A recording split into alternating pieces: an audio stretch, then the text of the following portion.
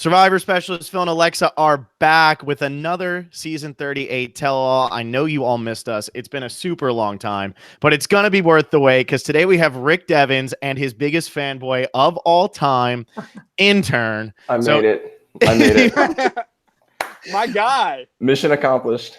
It's kind of unbelievable. Rick Devens is wearing a Hokie shirt and Intern is not. It's like Intern wasn't prepared for the biggest moment of his life. Well, so here's the thing. I'm on vacation now, and then Phil messages me yesterday. He's like, all right, you're on the podcast tomorrow. I'm like, okay, I didn't bring my Hokie shirt if you had given me a heads up, so I'm blaming this on you, Phil. Well, Rick, let me ask you a question. If Survivor calls you and says, can you fly out to Fiji tomorrow? What do you say? You say, yes, I'm prepared. I say, yes, I'm prepared. I have Hokie pants on. Does that count? I do like that. But let me just say, I'm by my drawer right here, and I've got so much maroon and orange. Yeah. No matter what. Yeah. Hey, Phil, should we just leave and let them do this? Anyway, we're here to talk about Justin Fuente's offense and whether it's going to trans. Right. Can we talk about Justin Fuente's offense in the Miami game last year? Is that allowed or no? Oh my gosh! But all right, I'm out. Bye, Phil. All right, good job, guys. Become a patron. We're signing off. This is the first time that Interns had like backup though, because Alexa and I go to Miami, so we can like kind of throw him under the bus whenever we want. But now we really can't. My co-anchor is a Miami grad, so. There we go. I live in this misery. Miami versus Virginia Tech. Meanwhile, all the Georgia fans were like, "I hope you enjoyed Mark Richt." So yeah, that was a good time.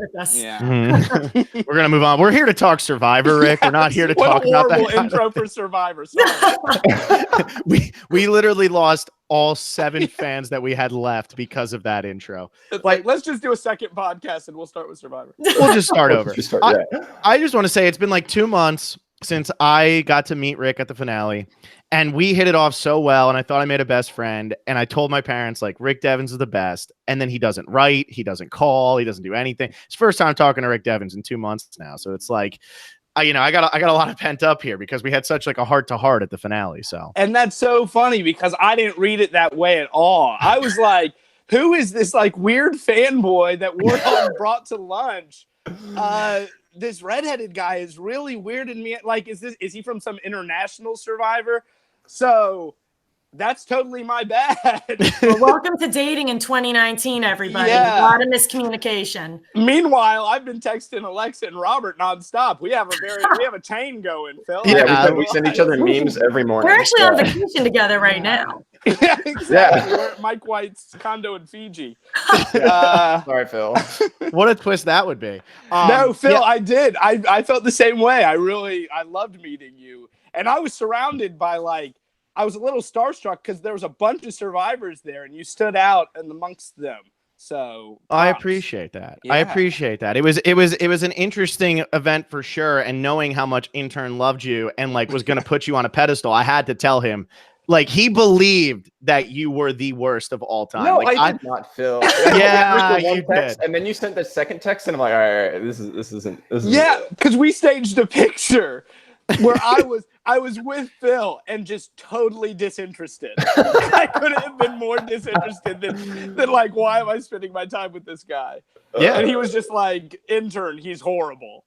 Yeah, it's like don't meet your heroes. This is not what it was like. It was all pretty believable until I think Phil, you were like, Rick Devens killed Dumbledore, and I was like, well, now we're in the game. I said I forget who I said he killed. Yeah. I don't know. Everything Reddit said was true. That's what I got from my first interaction with Rick. Exactly. What I did like about that lunch though is the fact that Reddit came up more than I think Reddit's ever come up in my entire life, because it was just this is Rick Devens. Wardog has to introduce everybody. This is Chris Underwood. He was on our season. I don't know if you know that. Yeah. And then this is Rick Devens, who is the most evil man in America right now. So hey, you gotta have your fame somewhere. And unfortunately for you, it's Reddit. That was as soon as it came up that you were a podcast, Phil. It was like, so you're probably on Reddit. Yeah, it's like me talking about my dad bod out of insecurity. It's like I have to say dad bod 5 times before these people call me fat. It's like just so you know Reddit hates me. You don't have to talk about it. And we were over here defending you the entire season because I mean the episode that you came back in, I actually wasn't here. I forget exactly what I was doing, but Intern filled in for me, and I was so relieved that I wasn't here to witness Intern just like lose his mind because he'd been telling us the entire season Rick Devens is coming back in. Yeah, no I made a $25 bet with Alexa. I was like $25. Rick comes back in. And I could just feel it. I knew it was happening. I was like, no chance. Robert's my boy. H-O-K-I-E-S Hokies. Yeah, I made a $25. Uh-oh. Who's here and who back? Rick comes back in. And I could just feel it. I knew it was I was happening. like, no chance. Robert's my boy. You know what, guys? Who's listening to ourselves? This is going well. Yeah. That might have been named. All right, we fixed it. We solved We're it. good. I was like, we have way Alexa, too many people talking right Is now. that the lesson 3? Yeah. Yeah, War Dog's coming in. That was his intro music. Yeah. It's just that. No, we're not giving him any. This Oh, is Rick's God. party. This is Robert's party. War Dog's not coming in today. Yeah, so Intern, like, War Dog follows me on Instagram now. That's pretty cool. That's With a big. follow. Yeah. Well, he's really studying for that bar. Pretty hard. Yeah. War Dog broke his Twitter hiatus the other day. Was anybody shocked that he didn't make it to August 1st? Absolutely not shocked. I should have taken that $25 bet. Definitely betted the under on that. Yeah. Well, here's the real question, Alexa. Did you ever pay? I actually think I so. bet. Yeah. I think she did. Yeah. Yeah. Nice. I'm I impressed. try to uphold my promises. I'm absolutely shocked. Well, Intern, not very often do you get to sit here with Rick. So what's the one question you have for him? What's like your main question? I should have I don't know. I should have. When are you coming to Blacksburg, Rick? When are you coming back? Christmas. Christmas? I'm coming at Christmas to see my family. I tweeted out at you once, and I was like, "Are you having like a Survivor viewing party in Blacksburg?" And you liked it, and I'm like, "That's it, guys. He's coming back. I'm ready. I'm gonna meet him at like Hokie House or some shit." I'm so excited. Hokie House was my place, bro. I got the painting of Hokie House downstairs. Let's get Hokie House. A painting? Yeah, we got the dicks about halfway through the season on viewing parties. So I might have tried to make it up to Blacksburg. I might try to make it up for a game though. So I'll be in touch. Perfect. Oh, okay. There you go. Yeah, there you go, Intern. And you better tell us too. we got to get to that tailgate. Oh yeah. My sister's an alumni. Rick, she just I'm an graduated alumni last year, so I graduated months ago. Phil. Yeah, I know, but I have to drop in, like, so don't forget to invite my sister and me so I can go to the game too. Did you hang out with Phil's sister at Virginia Tech? She came up to me once at like this like wine what Fork and Cork. Or do you know that Fork and Cork? It's just like this wine tasting thing, and she's like, I know who you are, and I'm like, what are you talking about? She's like, you're friends with my brother, and he does the podcast, and I'm like, oh, okay. She's like, why didn't you accept my friend request? I'm like, I don't know who you are. Sorry. Let's get her on the line, Phil. I want to really break this thing down. You want to see? I don't know if my sister, I don't know if this is the time. I don't think. Everyone, please go to Instagram and type in @ Yeah. Well, okay. So that was Intern's question. He could have asked anything in the world, and his question was, when are you coming to Blacksburg? Because I want to hang out with Rick instead of you, Phil. Phil. You guys are gonna spend Christmas together now. It sounds great. We're hanging. Christmas. Absolutely. There we go. It's a holiday miracle for me. Do you have a Survivor related question for him, Intern? Let's put that on hold. I'll think of that question later. I want to spend it wisely. So I have a question from our Instagram. That I have a couple questions, but this one was written in all caps, so I feel like that one should probably go first. Are you gonna yell at me? I should scream, but I think my parents are downstairs and they might think something wrong is happening. It's from Ryan.case19. He said, "Did you ever think for 1 second to crash through the shelter and scream, 'Oh yeah'? Did you ever think about that?" I'm ashamed, but I'm gonna be straight up with you guys because that's what this is all about. I didn't. That's I didn't ever think about that. I'm not mad. I'm just disappointed. I used that "oh yeah" line like 3 times real early, and I was like, I gotta retire this. And they showed I guess they showed every time it was recorded. So I'm glad I did stop using it. So at what point were you like, I gotta turn this thing off? after I said, well, it's funny because luckily after I said it at the challenge, like Jeff asked before the very first immunity challenge between the tribes, he's like, Devens, what do you think about that? And I was like, I'm ready to crash through this challenge like the Kool-Aid man. Oh, yeah. I was like, okay, I'm done. I had said it in an interview already. But then when Aubrey got sent to Edge of Extinction, like one of the first things she said to me was like, oh, yeah, we made fun of you. For saying that. Oh, great. She's like, we all thought that you had that planned. And I was like, well, yeah, actually, I did. That was like the third time I said it. So.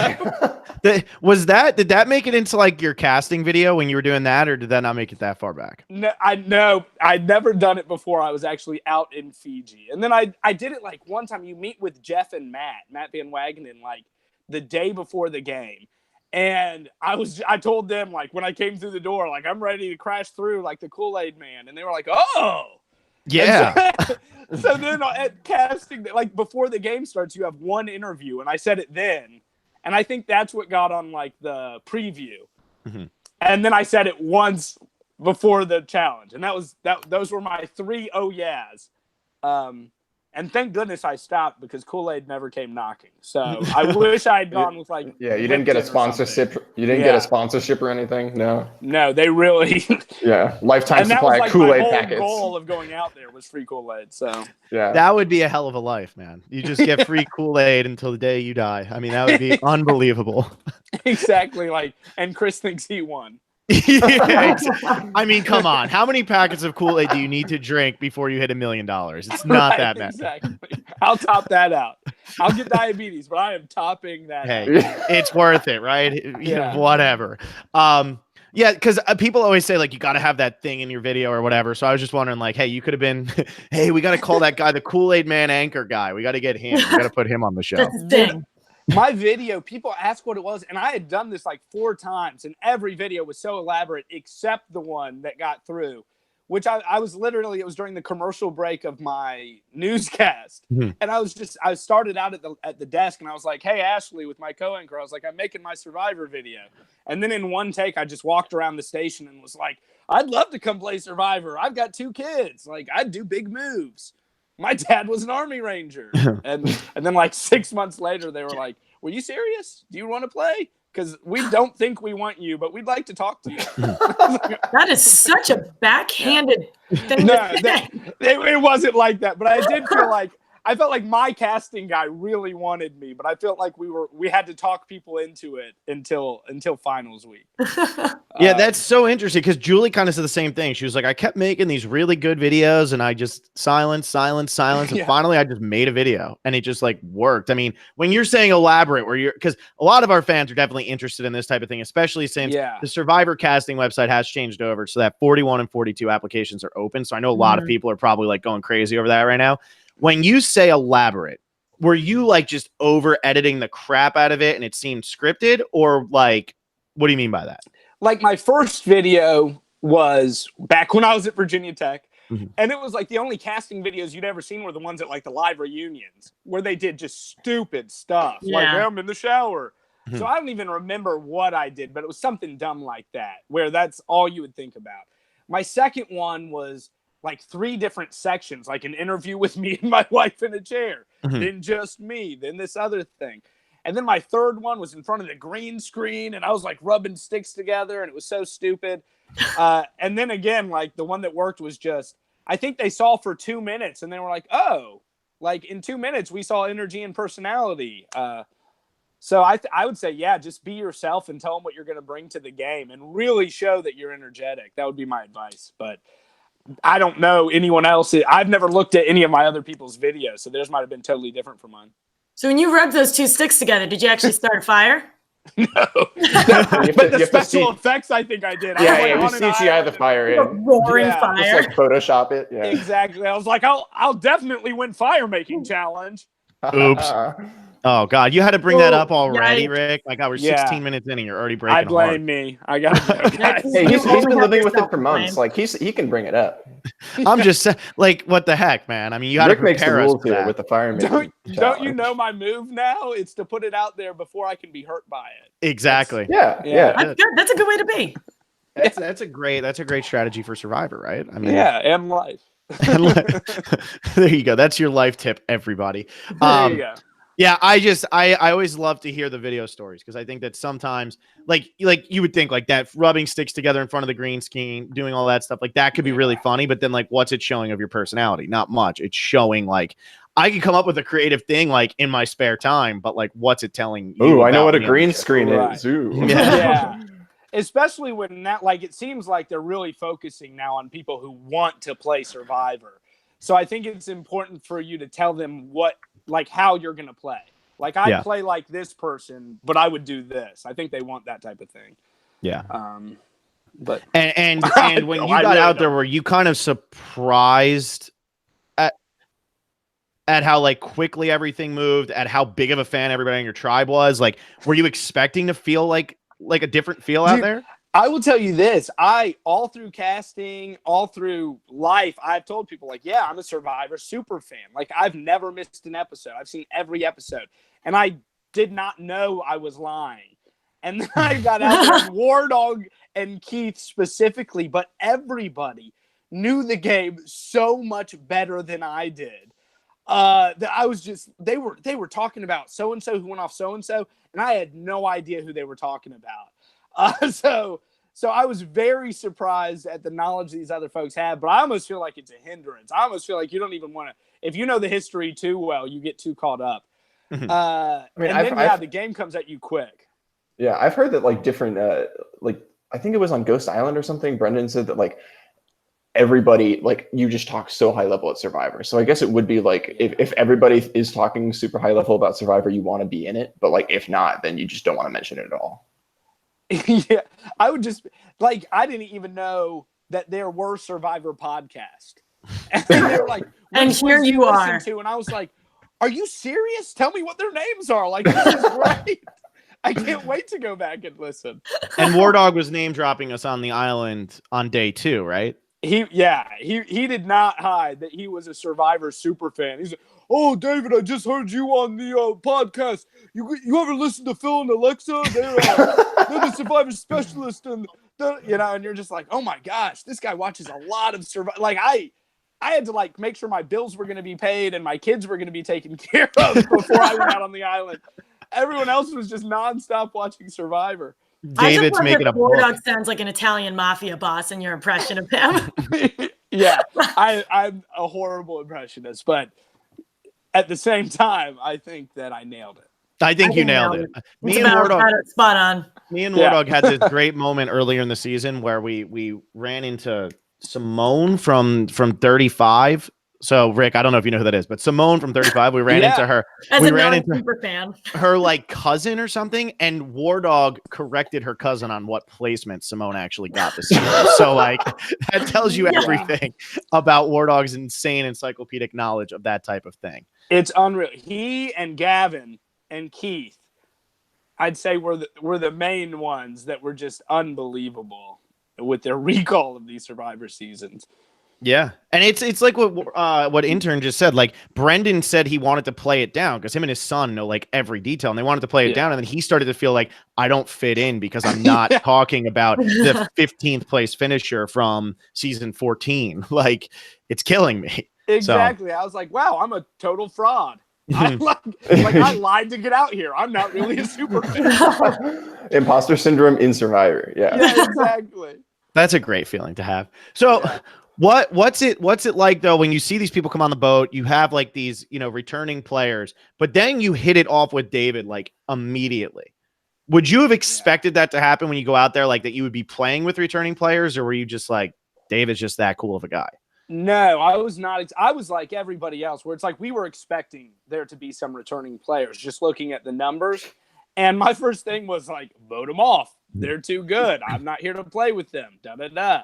But then, like we're just in camp and it's like, I'm taught Stephen King's like my guy. I love Stephen King books. And I like say something about a Stephen King book and it's like crickets, except for David, who's like, oh, I love da da da da. And then it's like something about Lost. And David and I are like, oh yeah, can you believe the hatch? And it's just like when you have that, then you start talking game and realize your game is totally in line. Mm-hmm. And then of course my assumption was, if I'm a returning player and there's only 2 of us, I'm going to be tight with the other returning player. But the only thing David's saying to me is he wants to get rid of Kelly. So I'm like, oh, this is terrific. Plus, early, I felt just as close with Chris secretly. And I felt like I really had a great relationship with War Dog and Lauren. So it's like David was just sort of there. But I certainly appreciated the relationship. And then, like you said, it's just like we just liked being – we even knew we're putting a target on ourselves. Like we're making it so obvious. But you just – days are long. And you want to talk to the people that you want to talk to. So did you feel like, being in an alliance with a returning player that like – it's like, oh, David's really smart and he's really good. Now I have a bigger target on my back, even more so than just being an obvious duo. I didn't feel like I had a bigger target on my back because he was a returning player. I felt like we definitely had a big target on our back because we were a duo. Gotcha. But I felt like if anything, I made the joke out there that he was my big guy. Like, but yeah. He was like that big focal point. Like I didn't get credit for anything in the game until David was voted out. It was all credited to David, except for maybe the crazy Julia Tribal Council where David would probably have advised me not to do that. Yeah.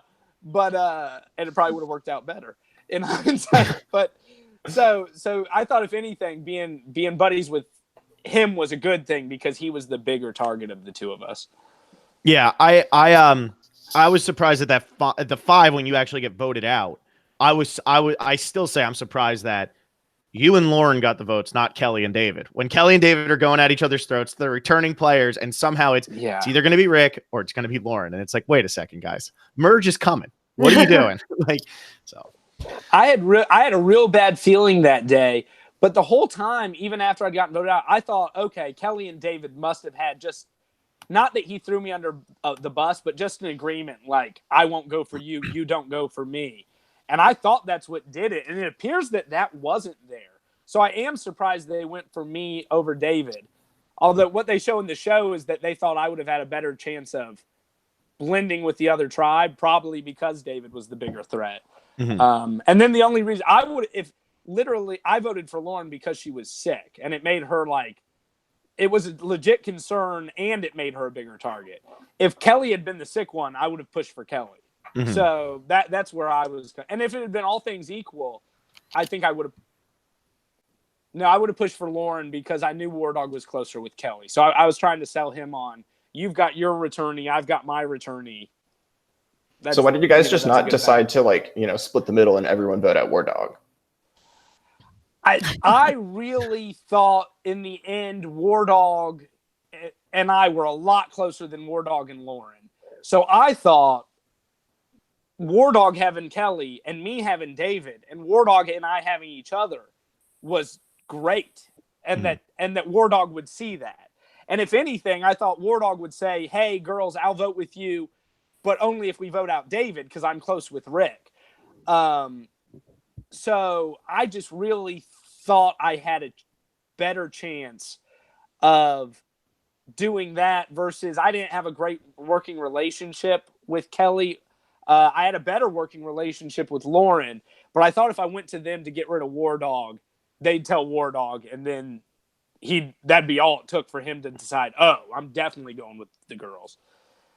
Yeah, and we looked for an idol like crazy, David and I. Like I ran off to the very top of the mountain on that island that day because we knew it was important, but we just didn't find it. I'm always surprised that like somebody like War Dog, who's clearly going off, and I think they even say, I don't know which part it's at, but it's like he's sitting over there just thinking about numbers. Like he's just running numbers. Yeah. And it's crazy to me that like somebody like that, like he didn't get targeted ever early in the game, which is so shocking because like I would view that as the most threatening thing there. Props to War Dog because the first segment of the game when we were getting rid of the Reem and Keith and stuff, like we literally talked to each other like, don't even talk to War Dog. He doesn't want to talk strategy at all. Like this guy is just a loyal, knucklehead here to win challenges. And then like overnight he transitions into this guy where we're all like openly like he's a poker player. He's running the numbers. He's doing this. And he was so loud in camp. and so obviously annoying to some people in camp. I always honestly thought he was hilarious. I loved him. And of that Manu 5, we were the only ones that talk sports anymore. So I loved that too.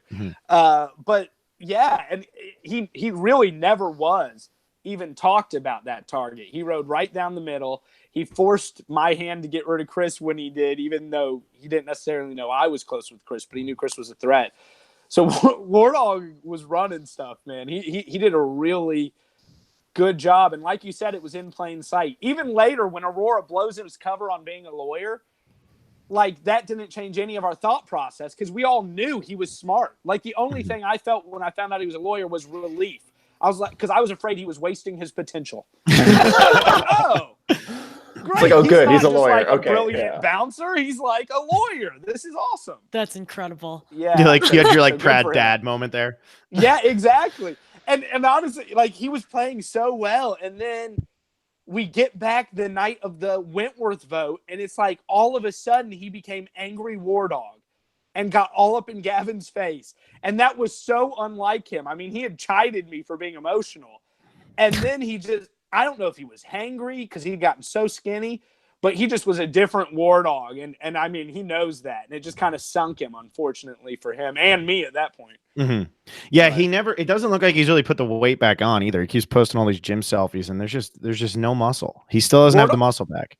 Gym selfies? Yeah, there's like 1 or 2 on the internet. So he'll go to the gym and not work out, and he'll just take a video of himself. It's a thing that some people do. People take videos and pictures of themselves just at the gym. I think you don't do that. Not allowed. Shocking. That's what I do when I go to the gym. Wow, see, these are the things you don't know if you've never been to a gym. Exactly.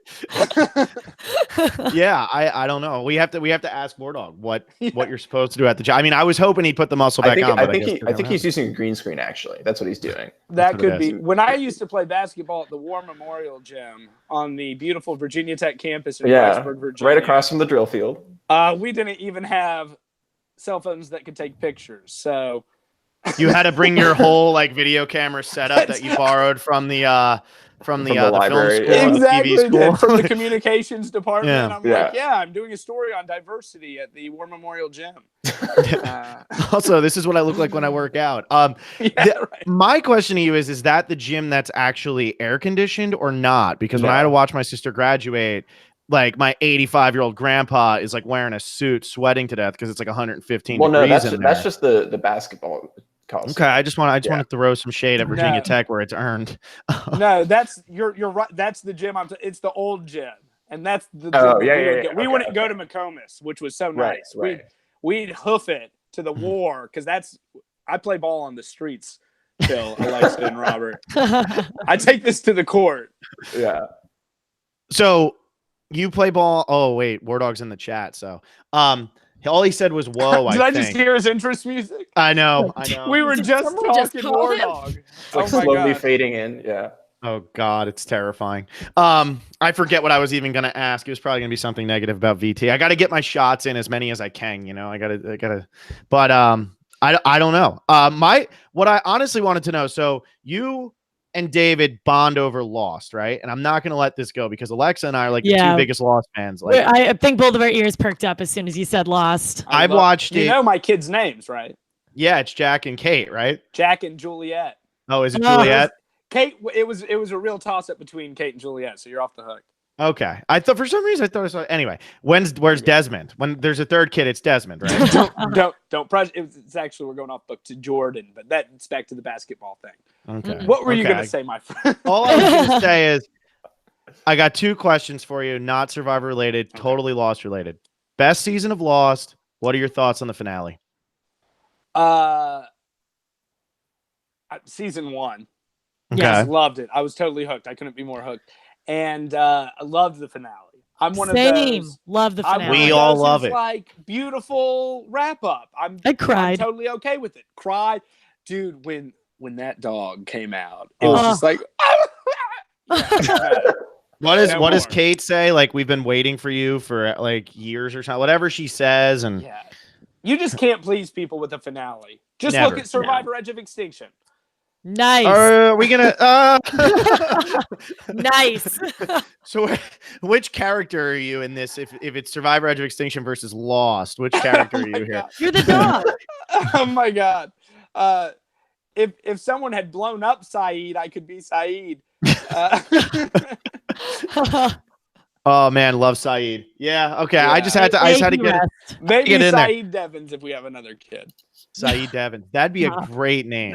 I This love is it. Jack, Juliet, and Saeed. And Saeed has to have like really long curly hair. Like that kid's not allowed to cut his hair. I'm sorry. Well, then we can't go Saeed because in this house, curly hair just goes up. And Oh, Doesn't fall. major Caucaso in the Devens jeans, which I rocked at Virginia Tech happily. Oh yeah, of course. Oh, I've we'd been love to seeing see some of the those. old pictures. Yeah. You posted a good picture recently. Oh yeah, With the cat breading. cat breading shirts. Yep, still Mhm. available for trade and barter. Working out very well on Instagram. I was trying to and Twitter. find a shirt to trade that for. That's the only problem I'm finding. It's I love all been my pretty shirts. good so far. Yeah, Yeah. good. I don't know if I understand it, but it's cool. There's no. It was an internet trend, cat breading, that lasted for about 4 days and was on the Colbert Report back when it was the Colbert Report. And I was like, get rich quick scheme. I'm making cat breading t-shirts. Ordered like 40 of them, and the next day cat breading wasn't a thing. So I've had them for like 7 years. So now I'm just like offering them. Breaking them out. trade. Yeah. I will say they're a conversation starter. That seems like it. You should trade Gavin with the pineapple shirt, right? Like, is that how that works? I've already talked to the Walt Whitson t-shirt company about a merger, but Walt Whitson's t-shirts are actually really nice t-shirts. So Gavin, I would recommend people go to him if they want a nice t-shirt, and me if they want A fun piece t-shirt. of A history. fun shirt. Yeah. Your shirts are the ones that if you wash it 3 times, the whole thing fades and you can't even tell what the shirt was anymore. No, it's more like the cat is so stiff that it's like you bend over, but the shirt just stays like just hard. Yeah. It I may love as well that. be like embroidered on. It's like a piece of armor. Yeah. Yeah. It is I a think piece I of- have one here since I'm next to my dress. Yep. right on Uh-oh. top, ready to Good go. news, guys. Right next Almost to as my if he Virginia planned Tech it. maroon and orange. Oh, that's I like fantastic. that. Look at that. If that's not a cat with bread on its head, Nothing. I don't know what it is. Yeah, that's literally exactly what that is. Yeah. So, You should have worn that. not available for sale. I There's only think- about 40 of them. They're available for trade. 40 of them in the world. Rick, we're gonna have to talk to Rick post-season or post-podcast here, Alexa. I think for the bootless game or fantasy game for season 39, the winner should get one of those instead of a buff. I mean, that's just my opinion. Cat bread Instead of a shirt. buff, we Oh. just give someone a cat bread shirt. If you done. Give They the will be buff so too, but if you want confused. the shirt to add to this, go. I'll send it your way. There, hey, I don't know. I don't know if I That's own anything that is comparable for trade, but I will find something. I see a bunch of frames behind you. Just send those. That's I want the that's Falmouth actually road race. that's me as a child with my father and brother. Would you like that Yeah. one? Is it Or- weird or to my ask for a dad- picture of you as a child? I- Is that? I don't That- want to do it over Instagram. Like, send me a my picture of dad. you as Yeah, a kid. I'm in my dad's office right now, and I logged on and I was like, oh crap, there's a lot of weird memorabilia back here. And if things hadn't gotten weird enough, Oh! Where's the this bread? is the model, Melvin, of the cat breading Hi. shirt. Actually, Calvin was the model, but Melvin, you know, Oh, Uh, hello. he's his brother. you could tell the head's a little bit smaller on Melvin. Yeah. So That's Well, right. do you ever put the a kitten loaf is of- over here? Do you ever put a loaf of bread over his face? First Just- of all, just that for would be fun. inhumane. It's got to be just one slice of bread. That's true. That's Yeah, true. hold That- on. That'd be the a- picture believe in is animal based abuse. on my other cat, Calvin. We did put the bread on his yeah. head. as Sia calls you to take the money back. Anyway, Yeah. So speaking of your It was whole Sia, grain bread, Phil. it's healthy. Organic. 7 grain. So I saw on Twitter, as I'm sure everyone else saw, you rescued Sia off the side of the road. Can you tell us about that? Yeah. That's awesome. Here, I'm gonna leave frame for like 3 seconds to grab Sia. Oh God, he's Uh-oh. upset. He left. Okay. Oh, I'm no. back. Okay. This is Sia. Oh. She is very small. She is a kitten. Hi, We were on Sia. our way back from our vacation in St. George Island, Florida, and like I was riding passenger and not paying attention at all. And Becca on this highway, like a 2-lane country highway, does a U-turn. And I'm like, what are you doing? And she's like, I just have to see if something I saw was what I saw. Makes sense. Okay, what did you see? And So she's like, vague. she was like, I don't even want to tell you because it might be like really bad. And I'm like, Oh, what? And she's like, there was a little kitten like right on the edge of the highway, and I don't even know if it was alive. And we're like, oh my gosh. And so we turn around and we're not even sure if it's actually a kitten. And then we see this kitten and it's so flat that we say, oh my gosh, it's dead. And then it looks up and it's freaked out. And we're like, oh my God. So we pull over and jump out of the car. And by the time we get out of the car, this kitten disappeared. And we're like, where did it go? And it had run up on top of the tire in the wheel well. So I grab it, and you can't really see it now. It's a while ago. But she tore into me. But luckily, we had this little bag to stick her in. And like for a couple of days, she was vicious. And we're like, we're not sure if she'll ever be tame. And then we just like force pet her one day. Like she was like, we just like made her let us love her, and ever since she's like the most loving cat ever. So. Yeah, she just let you pick her up, no Yeah. problem, right there. And so I don't have any real form of contact with Sia, but she did email me once after the show to arrange her gift, right? So I never bug her at all. crap. But I did. Can we stop talking about cats? This was a And start sentimental talking about story. dogs. Start talking about dogs. What is up, brother? What's I hear up, brother? The Four Horsemen music. We got little Tully, little Oli. Yep. This man taught me about George Harrison. Speaking of the Beatles shirt, I spent 2 full days learning about George Harrison out there. You know, you got also the little Beatles poster in the background. So we keep the Beatles around here. But continue, Rick. I don't want to interrupt your story. I you was did. gonna I say, think you're too late. You already for done. that. did. I emailed Sia the pop star, the only time I've emailed her since, and told her about Sia the cat, and she was very pleased. She approved of the naming of Sia. That's awesome. That's So really that awesome. made me feel good. War Dog, man, what's up, brother? I love you. What's going on? I only got a few minutes. I actually got to get to studying, man, but I had to stop. Such by. a lie. Dude, are How's you the bar studying? coming? Despite the fact you're hanging out with these two substandard podcasters here, and then this other guy, I don't even know who are you. What do you mean, Mordog? We're best friends. You know who I Hey, am. War Dog, they told me Fishback was going to be here. Have you heard anything about that? They told me the same thing. I said Stephen Fishback from Token Cheese. Yeah, that's what. And then this was a scheduling conflict. That's him. He's in the middle right now. That's him. Fishback fell out. That's him. He's looking Oh good. man, War Dog. You broke your Twitter hiatus, and we're not shocked. We just wanted to How tell many you. that. notifications did you have? Well, that one was it says 99 plus, so I don't know what that really means. I didn't respond to anything. I had a bunch in my inbox. I'm not responding to nobody. I just did a favor for a friend that made this parody video, so I wanted to post it for her. Serious question, War Dog. Whoa. Are you in support of or annoyed with anyone who, from this point forward, gets a Brooklyn Nets tattoo? Now that they're getting 2 superstars. You mean like something like this? Yeah, you need to get a date on that so that people know Yeah, for real, man. Yeah. that you got a Brooklyn tattoo when it was something that you get made fun of for. Okay? At least I got the video for Survivor, so you can see it was pre-Durant. Yeah. I'm all for it, man. Listen, you can't build a fan base with just 17 fans. So you have to It's going to be harder to get a seat now, but yeah. Yeah, I'm all for more Brooklyn Nets fans coming. Sweet. What do you think so far, War Dog? I know you threw us under the bus with the Ron Clark video. What do you think so far of what Rick's doing here? Are you appreciating it, or? Well, I just popped on right as you guys started talking about Lost. Mhm. I always appreciate that. We did a lot of Lost talk on the island. Yeah, big time. And most people don't realize that, like, you have hours and hours and hours on that island, right? You just talk, right?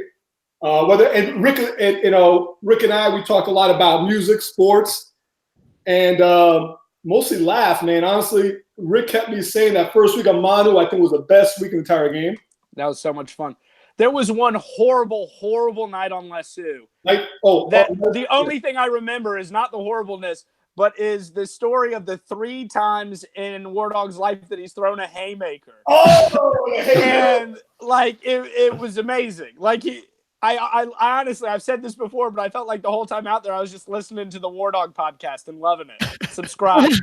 The haymaker story. I thought you were going to go the other story about the what do you call them? The crazies, the anchors. Oh no, I was going to let you off the hook on that. Only that the haymaker stories. Yeah, no, especially those nights, man. Rick would sleep on one side of the shelter, I would sleep on the other side, and we'd go back and forth, and we'd have the whole tribe laughing. It was just ridiculous. And who was funnier, Rick or War Dog? Sides of the shelters. You saw the tension during the mud bath scene. If we had slept closer than the further side, who knows what could have, Yeah, Becca wouldn't like that. It wouldn't be on CBS, that's for sure. Jack loves War Dog, but he doesn't need a second father. There's that show called Love Island, right? That just exactly. Who's funny? I mean, Rick is really funny, man. I mean, mine was more like one-liners I'd pop in when everybody was quiet. Rick would like do these newscasts on the fly, talking about events that just happened like hours before. They were great. See, I was gonna say almost the opposite thing, where it's like, I'm good with witticisms. They're on the spot. But, like, if you want a story that's going to sustain you funny for a long period, like, just turn on War Dog. Turn on War. I like that. Turn him on. Just get him started. And, it's great. His stories are normally like, based on the podcast we did, his stories are normally like 2-3 minutes. They're not that long. So, yeah, exactly. Fast. Yeah. Exactly. Abbreviated. I must say something to Phil, because I knew this was going to happen here. In the beginning of the podcast, I'm trying to go right past the marooning, right? Because, unlike some players at edge of extinction that maybe control 1 or 2 votes, they don't have shit to talk about, right? I was involved in like 10 key votes. So I needed to get that story out. And no, Phil wants to slow down and like, you can't get past the marooning. I'm like, bro, you can get the marooning story from 15 other people. And there you go, ate up half hour of the show before we even got to the ring vote. So I blame you. I'd never experienced anything like the War Dog tell-all. I figured, like, let's start from the beginning and see what happened. Cool. And then it was like, damn, I made a mistake. I admit it. I should have let you go. I should have let it happen. But you know what? I did it. Everybody loved that part. They said that was their favorite part. It was the first half hour. Isn't the War Dog tell-all still going live on another channel right now? It's on our other computer. 24-hour news. It just keeps going. It's on Yoko. That's it. Exactly. So War Dog, when are you back? You're back August 1st. Is that when you're back for real? Yeah, ish. I think he's back July 14th. July 30 and 31, but I don't know if I'm gonna be in a coma after that. So we'll see. We'll see. Rick, you got any questions for me before I run out of here? War Dog. Yo, where's questions? Dude, Jack's downstairs. He would go nuts right now if he knew you were up here. War Dog and I are talking about taking a trip to Fiji. Yes. How about that? Love that. Is this an invite? Yeah, it was an invite, right? I'd be totally fine. The more the merrier. My wife is like, I don't think I need to go to Fiji. I was like, oh, okay, we're not going. She was like, you can go. You have a ticket. And I was like, wait, what? She's like, yeah, you might be unemployed soon. It's like, oh, well, this could be great. Well, we're gonna have to talk about that once War Dog's gone. Why is Rick Devens gonna be unemployed? That's for the commercial break. Yeah, I'll listen to that one later. No, Rick texted me yesterday and said, "Are you down for a guy's trip to Fiji?" I said, "Bro, I'm single. I got nobody to clear that with." He was like, next week or the week after. All right, listen. We got to get Mike White, our finals week guy, to come with us so that we can stay in the same place that he and the David Goliath people stayed at. We were at finals week with Mike White. Did you know who he was? I had no idea. Oh my God, I geeked out. I'm sure they were like, we cannot put Rick on that season because he was going nuts over Mike White. You were instant. Was it just School of Rock or was it everything else too? The emoji movie. Oh, we got a special guest. Hello. Into the building. Future Survivor winner. What's Jack up, Devens. Whoa. Oh. Hey, how's that for a recovery? That's a haymaker. What's up, brother? You see your man here? What's up, Jack? Good. Good. What's up, good? Oh, he can't hear. Oh, There you go. That helps. What's up, Jack?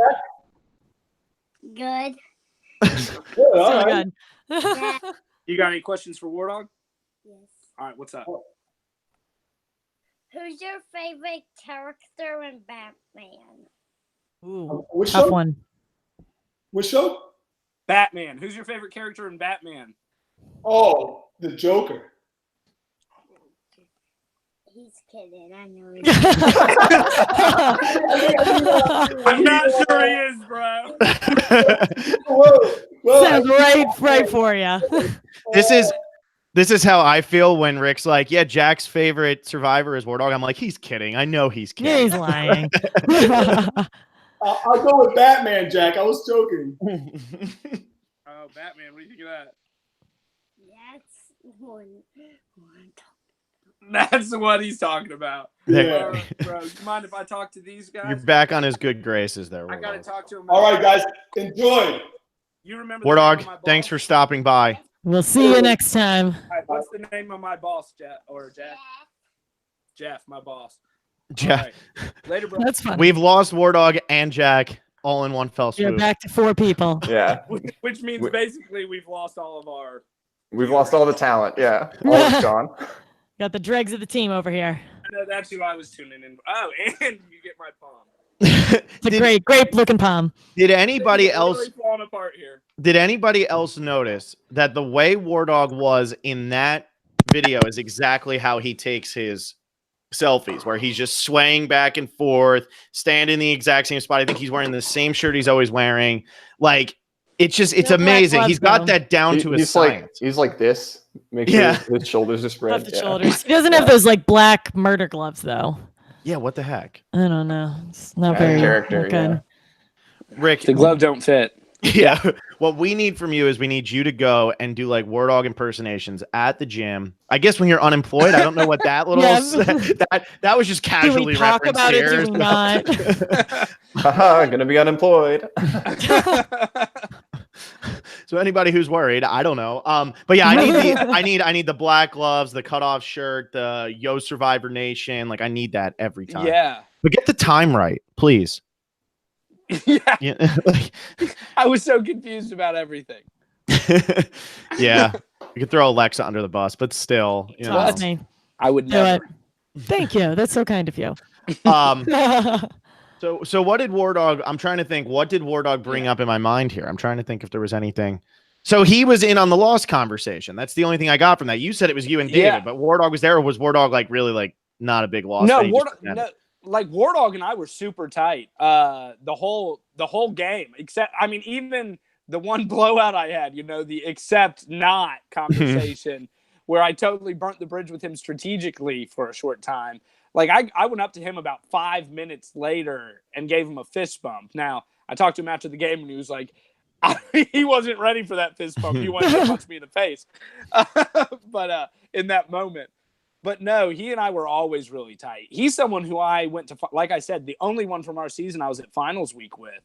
And I felt a bond with him there. Like we actually got yelled at for like making faces at each other at finals week. And then he was wearing his his Four Horsemen WWE shirt at Ponderosa pregame. And I slipped in the 4, you know, so we were on the same page going into it. I always felt good with him. Yeah, and with the Mike White thing, I briefly brought that up, but like I don't feel like anybody on his season really went crazy over him. But you're just like a huge Mike White guy. Yeah, if you've seen Enlightened on HBO, Mhm. he like not only was a creator of that, but he's a really likable character on that. So I'd seen him in like the movies like other people, but I'd also watched that entire series. So I was like a huge Mike White fan. And I had this theory when I found out what David and Goliath was, that I was like, oh, they didn't put me on that season because they don't know what I am. Like, am I Goliath because I'm a news anchor, or am I David because I'm the small market? And I brought that theory up with Jeff and Matt Van Wagenen, and immediately, oh no, you're a David. Yeah. We had. I was like, Don't oh. hit yourself, Rick. I was like, okay. I'm just a little delusional. Okay. I Yeah. got you. So I didn't want Yikes. to interrupt the story, but I was like, yeah. David, like, I mean, Yeah, I would have been on with those guys for sure. yeah, it's the whole like you're on TV, but like if they're gonna put Nick Wilson, like the big Kentucky lawyer, Right. on David, like unfortunately, Rick, David. Right. Although it's like I didn't come from a hard childhood. Mhm. Everything's been pretty good. But it's like how many pairs of glasses can you put on one tribe?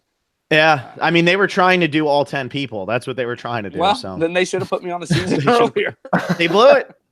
I could, but we've all been on Reddit. I could have ruined one of the best seasons ever. Thank goodness Thank You- that heavens. they just let me ruin a horrible season. Oh, hello, Okay, Cat. hey Melvin. Even Melvin thinks I get too much airtime. He's like, He's like, "Enough." no, I gotta get involved. Yeah. Was My there time any? to shine. Was there any point while you were watching the season play back that like you tried to get an editor's number and be like, "Hey, can you tone it down a little bit?" Oh, no way. I loved it. I loved every second. I was like, You boy, should. You totally should. the end of the episode, it's like 90% me, and I'm like, that's so weird that they didn't show it when I did this. Like I said this really funny thing. Honestly, like there's no doubt that if they had longer episodes, they could have shown so much, and there's so much strategy and stuff. But I know at the end of the game, there was a lot of tired people sitting in camp. They might have been hilarious in their interviews, but they were not running around doing a bunch of stuff at the end of the game. They were very tired, hoping I would lose a challenge and they could vote me out. Mm-hmm. Like, what are you going to do if you're editing a show? I mean, it's just what it is. What it is.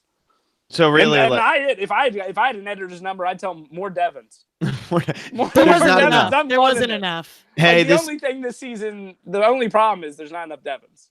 yeah, I mean, I feel like I barely knew you just from watching the show. Who's that guy? Like He's a coolie Richard? guy. Oh, that guy. Richard? Exactly. Uh, I'm already second guessing what I just said because there was a lot of running around for that last title. There was a period of like the days when I was running around like crazy. People were really drained. They got a second win towards the end of the game, and a lot of people were hustling. But so where did your second win come from? Like, was it just like I got to win? I'm playing with house money, or? yeah, I think the worst part of the game was when we were in Lesu. I think we all agree on that. Like, it just sucked. We didn't build ourselves another shelter. It was when I got voted out. I was just so low, and I was almost like, at least if I'm getting voted out, it's like I'm getting voted out and don't have to come back to this hellhole. But once I got to Edge of Extinction, it was almost like because I had a second chance, it was just like, oh, this is great. Like, I should start looking at this as a really good thing. And from then on, I just never felt as drained as I had before. The weather got a lot better. We didn't really have to deal with much of that. And there's nothing worse than the rain. I've been told that it's not quite as bad in the early season because it's warmer, but I would still take our colder, drier season a million times over the wet season that David and Goliath had, because the rain out there just kills you. It's so demoralizing. When you see rain gear going on the cameras, you're just like, oh my gosh. yeah. Like, this night is going to be so long. 5 hours of Yeah. being drenched. Yeah. And you hope 5 hours. You're like, please let this just be 5 hours and not 5 days, which we never had. We were very lucky. Yeah, I always feel like now, like the even season, they really do. I mean, did it even like rain in Ghost Island? You know what I mean? Like, I don't remember anything like that. But what I was gonna say with you went from because you had the dad bod and like, nobody had really seen the challenge performance early on. You guys just lost everything. It was like, oh man, he's never gonna get back in the game. He's going to Edge of Extinction. Like, he's gotta get a second chance. Like, he's on a pre-merge season if they ever have one. We hate this man so much. What did he do to this? Like, why? Like, what is that? Like, what was it like early on when you're like, wow, like, I know I'm coming back in and everybody's gonna be so happy about that, to like, what did I do? And everyone was, and it's almost like you feel untouchable because everyone's behind you, and it's like, wow, like, people love me, like, this is great. And then, I mean, there were some little things that people would latch on to. like my conversation with War Dog and Ron about how we felt like we were the big targets in the game, the big threats in the game, that people take that out of context and be like, oh, he thinks that none of these people are threats, probably because they're women. Or it's like, no, we just really at that time felt like in the game we were looked at as threats.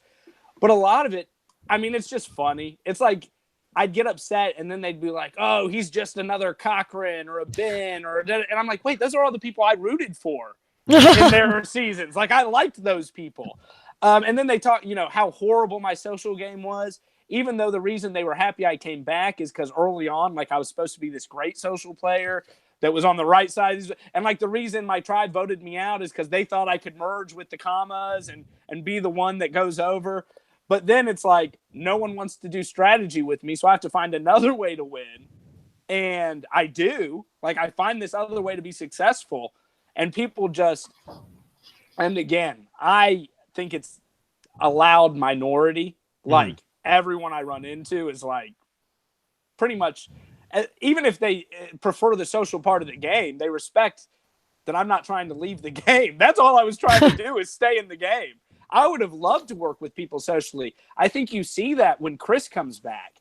It's like, I'm so excited to have someone to do social things with and to control those last couple votes where we get rid of Vic and then we get rid of,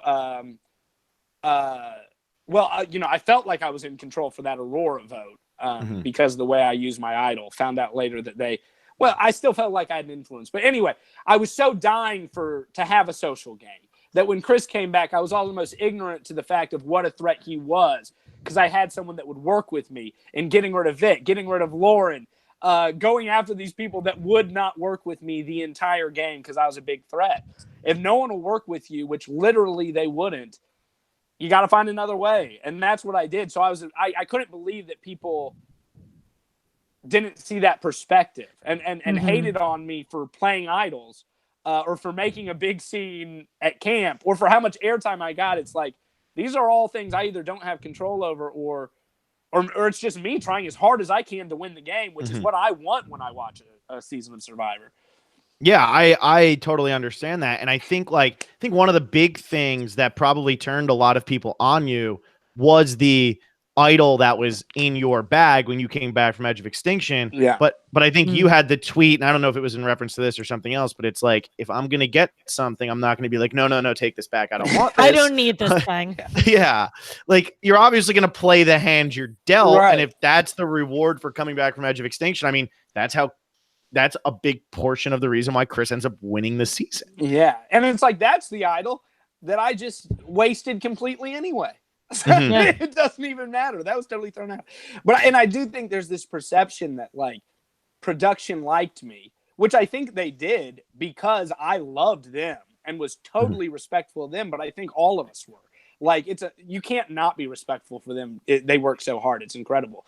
But there's this perception that like, oh, I was handed an idol. Just like Ben was handed idols. And it's like that. If you really believe that, then that's frustrating. And I can see why you wouldn't root for me.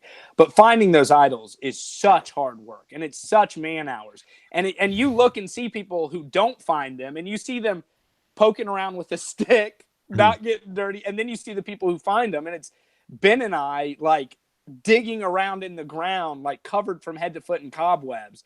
And it's like that every time. And if you feel safe in the game because of your alliance, you don't go digging in the dirt in the middle of the night. It's just not what you do. If you feel like you're going home, you do. So they're not given to you. That's just the way it's just human nature. So like near the end of the game, how many hours a day were you putting into like finding idols? Oh man. Like, for the vote that I turned on Ron, that Ron had the fake advantage. I spent a lot of time looking for that idol before I found it. Probably that day, because I wasn't on the family reward, probably like 8 hours before I actually found it. And then a lot more time I spent pretending like I was looking for it. The next one I found pretty early that morning. It took but I was out like right at dawn. So that probably took like 4 or 5 hours. But again, I spent like the next 3 days acting like I was looking for it. And then the last one, everyone was looking for it. So it was such a scramble that we found that pretty early in the morning. So that was we probably found that within 2 hours, but it was a mad dash for that one. Yeah, and I've heard like a theory that like once you find the first idol of a season, you like know how they're hidden or whatever. Do you think that helps out, or? It just depends. It's like I know where I found the other two, so in my head I'm like they probably won't hide it there again, and the other people don't know that, so that gives me an advantage if I'm right. but if Survivor just decides to screw with us and hide it in the exact same spot, which they very well could, so it's like. The more knowledge you have about anything gives you an advantage. But it's like I said about if you've memorized every season, it's probably sometimes too much knowledge, you get caught up. So it's just hard. It's like if I totally ruled out going over this where I found it before, I could screw myself. It's a gamble. And I think you've created now paranoia for like future seasons to come because of what happened in that finale, where two people find idols with real clues that they look like the real idols, like they've seen the idols and these look like them, and they're being told like this is a hidden immunity idol, like this, like everything about this is real, and then they end up still being fake. Like I think that's just going to create so much paranoia in the future where it's like if you do find one idol, you still might be going around looking for it because you're nervous, like, well, what if that was a fake that was planted whenever, and remember this person played not like. You know, thanks for doing that to everybody, Rick. I know.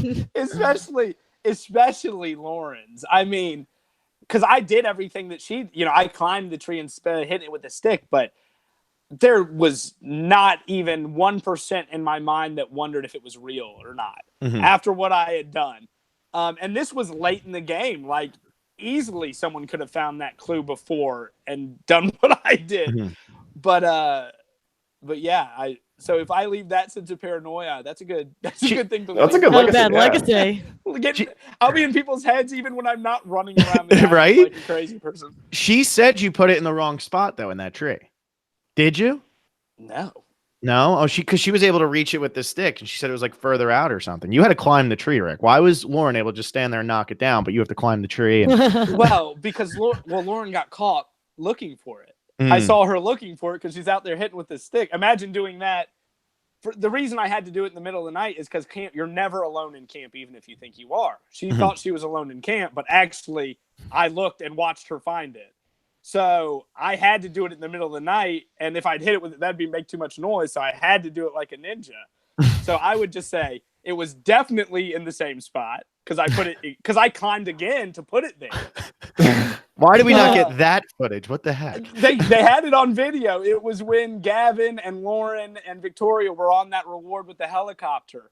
Aurora and Julie were down at the beach, and I climbed back up and put it there, and it didn't look right, and I got back down and looked and was like, oh, and I climbed back up again and put it there. So what I would say is that my way worked, and Lauren got caught.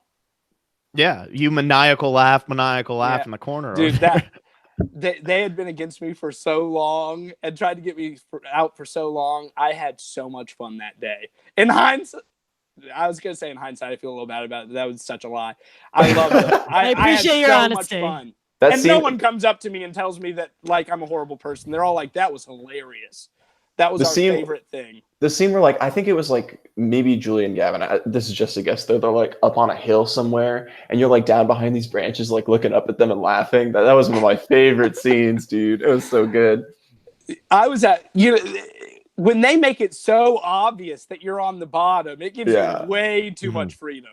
Yeah, just do whatever you want. Yeah, and just no one would work with me. Aurora was the one that really I just couldn't believe it. Like she was so obviously not in their crew, and she just adamantly refused to work with Julie and I. And at that point, it was just like, okay, like we got to find another way. Sorry, my setup keeps falling apart here. No, you're good. That's okay. Yeah. So now, just to clear up, and I'm sure you said this on other podcasts, but just to clear up, when you have the moment where you knew that you had a fake advantage from Ron, like that's not real, and you go and you play it up to the jury, and then people were making the comparison. I made the comparison. I was like, well, that's kind of the same thing, like what you did to Julie and Lauren, because it's like you're showing them up a little bit. But you're exact same thing. You're playing it up to the jury because you're trying to make them look bad and you look good. You don't actually like think like, oh man, Ron's such a bad person, and Julie, you're a monster. Not even a little bit. What I did to Lauren and Julie, it wasn't the exact same thing, because mine did have, I think, more strategic value than Ron's. Like mine, the one thing I didn't have on my resume was control of the game. So this went into like the very last vote, showing that I was the only one with control of the game. Like, Chris is safe because I gave him half an idol back. Gavin's safe because I kept him safe. I'm safe because I won. And these two thought they were safe because I gave them idols. So don't tell me I don't control the game. No one knew what was going on. And that was going to be my whole argument to people who said I was on the wrong side of the vote for so long. But that being said, I still was laughing my ass off. That had nothing to do with strategy. So what Ron did to me was great. Like, it was totally brilliant. And the fact that it was like, it's something that he could not have made on his own. Even when I was like, it made no sense. It's still like, maybe it's a good thing. But yeah, like you said, totally strategic. I was not in the know on that vote. It looks like I'm trying to take credit for the vote. And maybe the jury did think I was in on the vote. But I was just so shocked and excited Ron was going home that night. But then you see me at the end go, oh, it's all love, bro. That's when I realized, oh my gosh, he's going home and I did all this to him. Like, and I felt horrible. The only reason I did all that to him is because I thought it was the start of a Ron and Rick war back at camp, where I was going to be like, listen, guys, you know, the jury thinks he's this deceitful. Like, I've been so loyal to him. Who do you want to be with? A loyal guy or the guy who's stabbing everyone in the back, you know? And then he goes out the door and I'm like, wow, I went way too hard on my friend Ron. I could see that. So but props to Julie and Lauren for how well they took it. Cause they were both like, Lauren's the one who went home. So her especially, she turned right around and was like, well played. That was amazing. And then like laughed on her way out. It was, props to her for sure. She probably regrets it now and wishes she had rubbed me through the dirt, but she could have, big time. Yeah, she could have Michaela you done the whole. I don't think the jury would have responded to it at all. They loved it. They were laughing like crazy, but it would have been interesting. Now Chris comes back in. He gets the half idol. He gets the full idol. Gives you half the idol, and you give it back. And ultimately, you said it was to get in control of the game, but ultimately, it kind of is what gets. I would have used that as an example of being in control of the game, but no, it was a horrible. Yeah, that's what cost me the million. That's what I would take back for sure if I could do it again. Yeah, no, go ahead. So go ahead. That's what I take back now that I know I've met Chris's now wife, then girlfriend, and his I've met his whole family because I went to the wedding reception. So I know he'd have been totally fine if I had screwed him again. By not giving that idol back. And I would have done it at Tribal, like, Thai style, where he'd have looked at me for that half. In front of everybody else. Yeah, sorry, bud. Exactly. Because I would have told him, like, I'll give it to you so that I get some credit, just like David and I did. And he's like, okay. But honestly, at the island at that time, like, I really thought it would destroy the guy. Like, we had such a bond on Edge of Extinction after I had stabbed him in the back the first time. And, like, I really got to bond with him and he'd forgiven me. And, like, I'd listened to him about how the money would have helped his family. Like, not just the million, but not getting voted out third versus getting voted out, 15th. And got to know him so much and got to see how torn apart he was. Like, how not Survivor he seemed to be thinking at the time. That I just could not, in that moment, do that to him again. And maybe that's great gameplay on his part. Maybe that was his thing the whole time. Maybe it's just me not being, me being too soft of a player for Survivor. Now that I know he'd be okay, I would definitely withhold that piece. But it wasn't something I could do out there. Like, I thought about it, but I couldn't do it. Yeah, it's a weird element that I think. If they see, that's the thing that I think people are like frustrated with this season is like all those half idols that were placed in bags ended up becoming full idols that were either played correctly or like played at least, and you got the full idol out of it. In most seasons, I don't think that's going to happen. Now, do you agree or disagree with that because you were actually experiencing it? I think I think on a season, if it had been anyone else who hadn't spent that time on the edge with Chris, I mean, what are the odds that both people who came back from the edge were there that late in the game, that I had betrayed him? Like, none of the others were giving him that halfback. If I hadn't been there, it would have been worthless. I mean, no one would have helped him. So I think it's Survivor. So much of it is luck. So much of it is odds. And he got really lucky that I was there. I mean, the second he got back into the game, I knew he had half an idol, and I knew I'd give half of it back. Because I had already decided if he's back, I'm not screwing him. He would have had to do something crazy dumb to lose that from me. It's nothing he did right that got, once he was back in. He'd done it right at the edge. But, on most seasons, on this season, it would have been like that with anyone except me. And that's just the way it worked out. So on most seasons, it probably wouldn't have worked like that. Yeah, because but that's what's so awesome about Survivor. It's like this season didn't work out the way it was supposed to, but it worked out probably the most unpredictable. Like, it's so crazy. It's ridiculous. The guy who went out third won, and everyone's upset because he beat the guy who should have won, who went out fourth. It's like, pretty crazy when you say it like that. What? But no matter how screwed up it is, it's like it doesn't affect next season. They can just start over. There could have been a season where like someone comes back at the merge and gets immediately voted out, and someone comes back again at fifth and gets immediately voted out. It's like, all right, whatever. Right, and that could have been, and they could have just wiped us off. Yeah. And it's not like they have to like recover now and be like, okay, how do we write ourselves out of this hole? It's like, nope, new season. We have huge statue heads. I don't think they're going to talk about Edge of Extinction after this. What's your take on huge statue heads? I would want one. I'm a huge. First of all, I want one. Yeah. Of me. Of Robert. Yeah. Yeah. They did the wrong Rob. Nova Rob, not Boston. Nova Rob. Yeah. I'm such a huge sucker for Sandra and Rob that I'm totally into this season. Like I'm so thankful I'm not on it because I fear that they're going to be the Ricks getting all the airtime. They sure are. Yeah, and I also feel that they're going to take credit for all the good moves, and players will take credit for all the bad moves, and that would suck. It's the returning players of the season that you can't vote out. But as a viewer, I can't wait. I'm so excited. I appreciate you having a positive outlook on it. I think you are probably the first person that we would say that, so that's really good.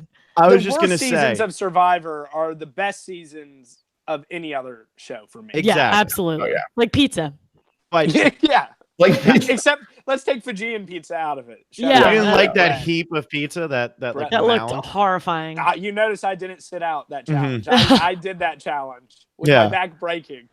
Well, because of this thing with the statues, any love that you were getting from Reddit, any forgiveness you had gotten is gone. It's just over. Like they now officially hate you again. When I post this on Reddit, I'm gonna make sure that that's the headline that you love this season. Yeah. Oh, man. Rick Devens says season 39 will be the best season of all time. I'm so for it. Yeah. I don't care, Reddit. I don't care. And you know what? I love Cochran. Cochran's great. Oh man, this is great. No. Keep it rolling. Rupert is great too. There you go. Alexa literally X's out. I have to sign out. Here's what I feel bad about. I feel bad because literally every negative comment on Twitter had someone who was like Team Devens. And I really do appreciate all those people. Like, someone asked me if I was going to do an AMA on Reddit, and I just laughed. I was like, no. Why would I reward bad behavior? Like, no way. Like, and again, like, the people who are critical of my game, like, that's so fine. But there were some people who were just real jerks about it. But there were so many people that were great. Like, there were a lot of really cool people. And there were about a lot of, like, really well-written, well-thought-out critiques of my gameplay. So I got a lot of love for Reddit. And I really loved it at the beginning of the season when it was on my side. Yeah. So what's that say about me? You know what I mean? What do you think if you were to come back, let's say season 42 is Rick Devens' ass back and he comes back and he plays and everybody sees the cast and no matter who's out there, what do you think the reaction would be to Rick Devens being cast on another season of Survivor? You think it'd be positive or you think it'd be negative? I think overwhelmingly it'd be positive. Mm-hmm. I think there'd definitely be a lot of people who are, oh, there's a surprise. oh, they're gonna rig it for him just like they rigged Edge for Joe. Well, you, It's Ben, like, and yeah, Cochran are all going to be on the same tribe, obviously. Yeah, right. And all start with idols. Yeah. Yeah. Well, any season I'm on, they'll just hate it in any way. Because why isn't it all new people? This is the worst thing I've ever seen in my life. No, Reddit's a weird place because I mean, there's such an obvious pattern of like, if you don't get any airtime, they're gonna love you, no matter what. And it's like some people don't get airtime, not on my season, but on other seasons, maybe they just didn't get airtime because they're boring. Yeah. Maybe the editors really do want good ratings and are giving you the best video they have, or maybe they don't care about ratings or money or advertising, and they're just like, Jeff Probst is secretly my uncle. I don't know. That would be a hell of a twist. Yeah, Robert, when you crash the Devens' Christmas party, if Jeff is there, we know what's going on. Exactly. Yeah. I'm taking over for Kevin Hart when they bring Knockout back, and really this was all just promoting me for that. Or the TKO's not on anymore? The ratings are through the roof. $1 Million Miles coming back, and I'm your new Tim Tebow. And that's what Edge of Extinction was all about. We were all paid actors. Well, it didn't help either though. At the finale, it was like, so Jeff's like out there, he's like, so you're doing your anchor thing, and what about like any other opportunities? And you're like, I'd be open to anything, and everybody's like, oh God, Rick Devens is about to be the next host of Survivor. I think like I'm like, who's coming around the corner to offer me a job? This is amazing. I can't. Like, no one. Nobody. Okay. Oh, okay. Well, I hope some pop star offers me money because this could be awkward. But yeah, things work themselves out. Yeah. So what was we haven't really talked about any of the comma people except for kind of Ron, and you mentioned a little bit. What was your relationship like with them? Because we didn't see you get in with really any of that. I felt, at the beginning, I felt like I was in with and felt like this was my strategy, was to roll with my fellow parents, Julie and Eric, and my boy Ron, my Georgia boy Ron. And I, when I voted against Wentworth, but they voted Joe out, I was actually voting with them. And then I voted with them on the Eric vote. I wanted to keep Eric around. That's the only vote David and I split on. So I felt real close with them. And Ron, he just really wanted to be the puppet master. So I don't know if he ever really had an intention to play with me. He was almost playing too much. I think Julie did want to play with me because she really is an emotional person, and really did love the parent thing, and could see that I'd always been loyal to her with my votes. And then Gavin and I were great buddies, but never on the same page strategically. Like, we openly laughed in camp about how, we've never voted together and we'll never vote together again. But like, let's go talk about Xbox and Disney World. So I love Gavin. Like, Julie and Gavin, I'm probably closest with now of anybody. Then David and War Dog also. But and then Aurora and I got to be real close at the end, but we didn't get to be close till she made it clear that she had nothing to do with me strategically, which was a really kind of weird dynamic. Who else? Comma wise. I'm missing some big people. Joe, I really liked, but we were only there 3 days together.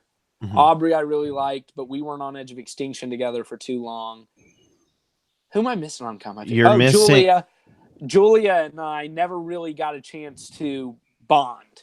Like, I only had conversations with her with other people around because she didn't want to make it seem like she was abandoning ship or anything. And then early on, like, Eric and Ron especially really wanted to control who talked to me from comma. So by the time Julia and I had a chance to talk, it was like the afternoon before that big blow up. Mm-hmm. Right. Yeah. And are you doing this on purpose, Rick, or are you doing this on accident? The only person you haven't mentioned from comma is Victoria. You doing this on purpose to me? Or are you doing this? Do you want to talk Victoria? I didn't think you liked talking Victoria, Phil. No, I hate talking Victoria. You literally talked about every other person on comma and then go, did I forget anybody? Oh yeah, Julia. I love Victoria so much. Your instincts are right about Victoria, Phil. You have great instincts when it comes. No, Vic is so funny. I was really close with Vic, and I was going to go to Rocks with Vic. Was my plan. With what's up, Jack? Is Juju in here? Is my train here? Is Juju in here? Nope, Juju's not in here. Sister's not in here.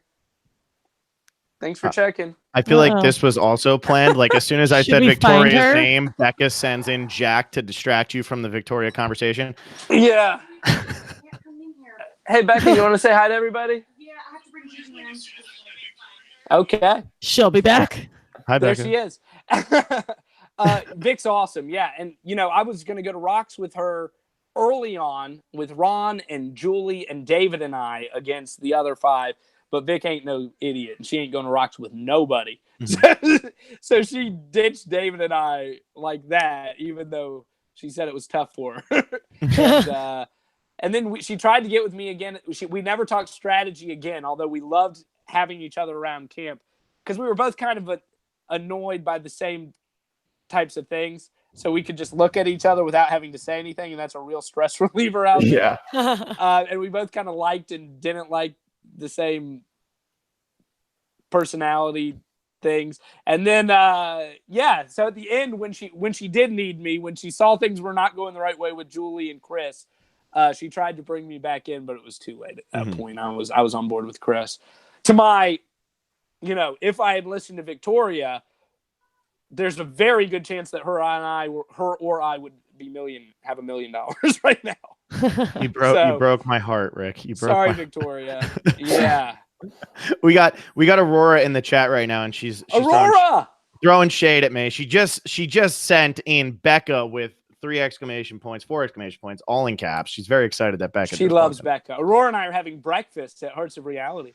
Oh yeah, we know. Some lucky fan is having it with you as well, right? Yes, absolutely. And a beer with Brett and I on Friday night, which I'm also very excited about. Oh, you're a busy man. Brett LaBelle. You've never met Brett? Oh, he's fantastic. Did you watch Amazing Race? Oh, he was in Amazing Race. Oh, absolutely. So good. No, I love Brett. And David, talks glowingly about Brett. So we've been in contact a lot, but this will be the first time I meet him. I'm going to tell you one thing. If the whole thing was we're going to do 1 beer with Brett LaBelle on Friday night, that's not going to be 1 beer with Brett LaBelle on Friday night. Yeah. Many beers. Yeah. One at a time. I hope Aurora joins us. I hope Aurora is going to come out and get this thing going. I'm sure Aurora's in here going like, absolutely, of course. But the Aurora and Rick Devens breakfast. I mean, that's a treat. That's an underrated breakfast right there. I love Aurora so much. I'm such an Aurora.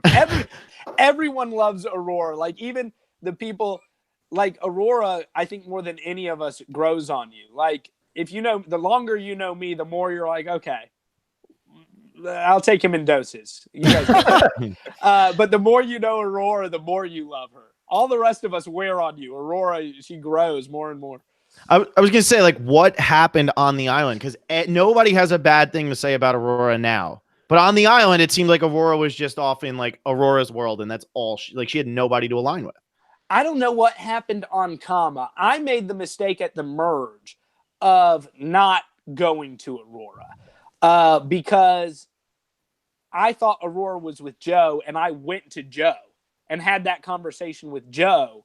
So I didn't think I needed to have it with Aurora, especially when I'm trying to have other conversations with other people. And that's just always a mistake. I bet if I had established a relationship with Aurora right from the merge, she would have been very willing to work with me. But I didn't go to Aurora till I needed Aurora. And at that point, Aurora was in demand.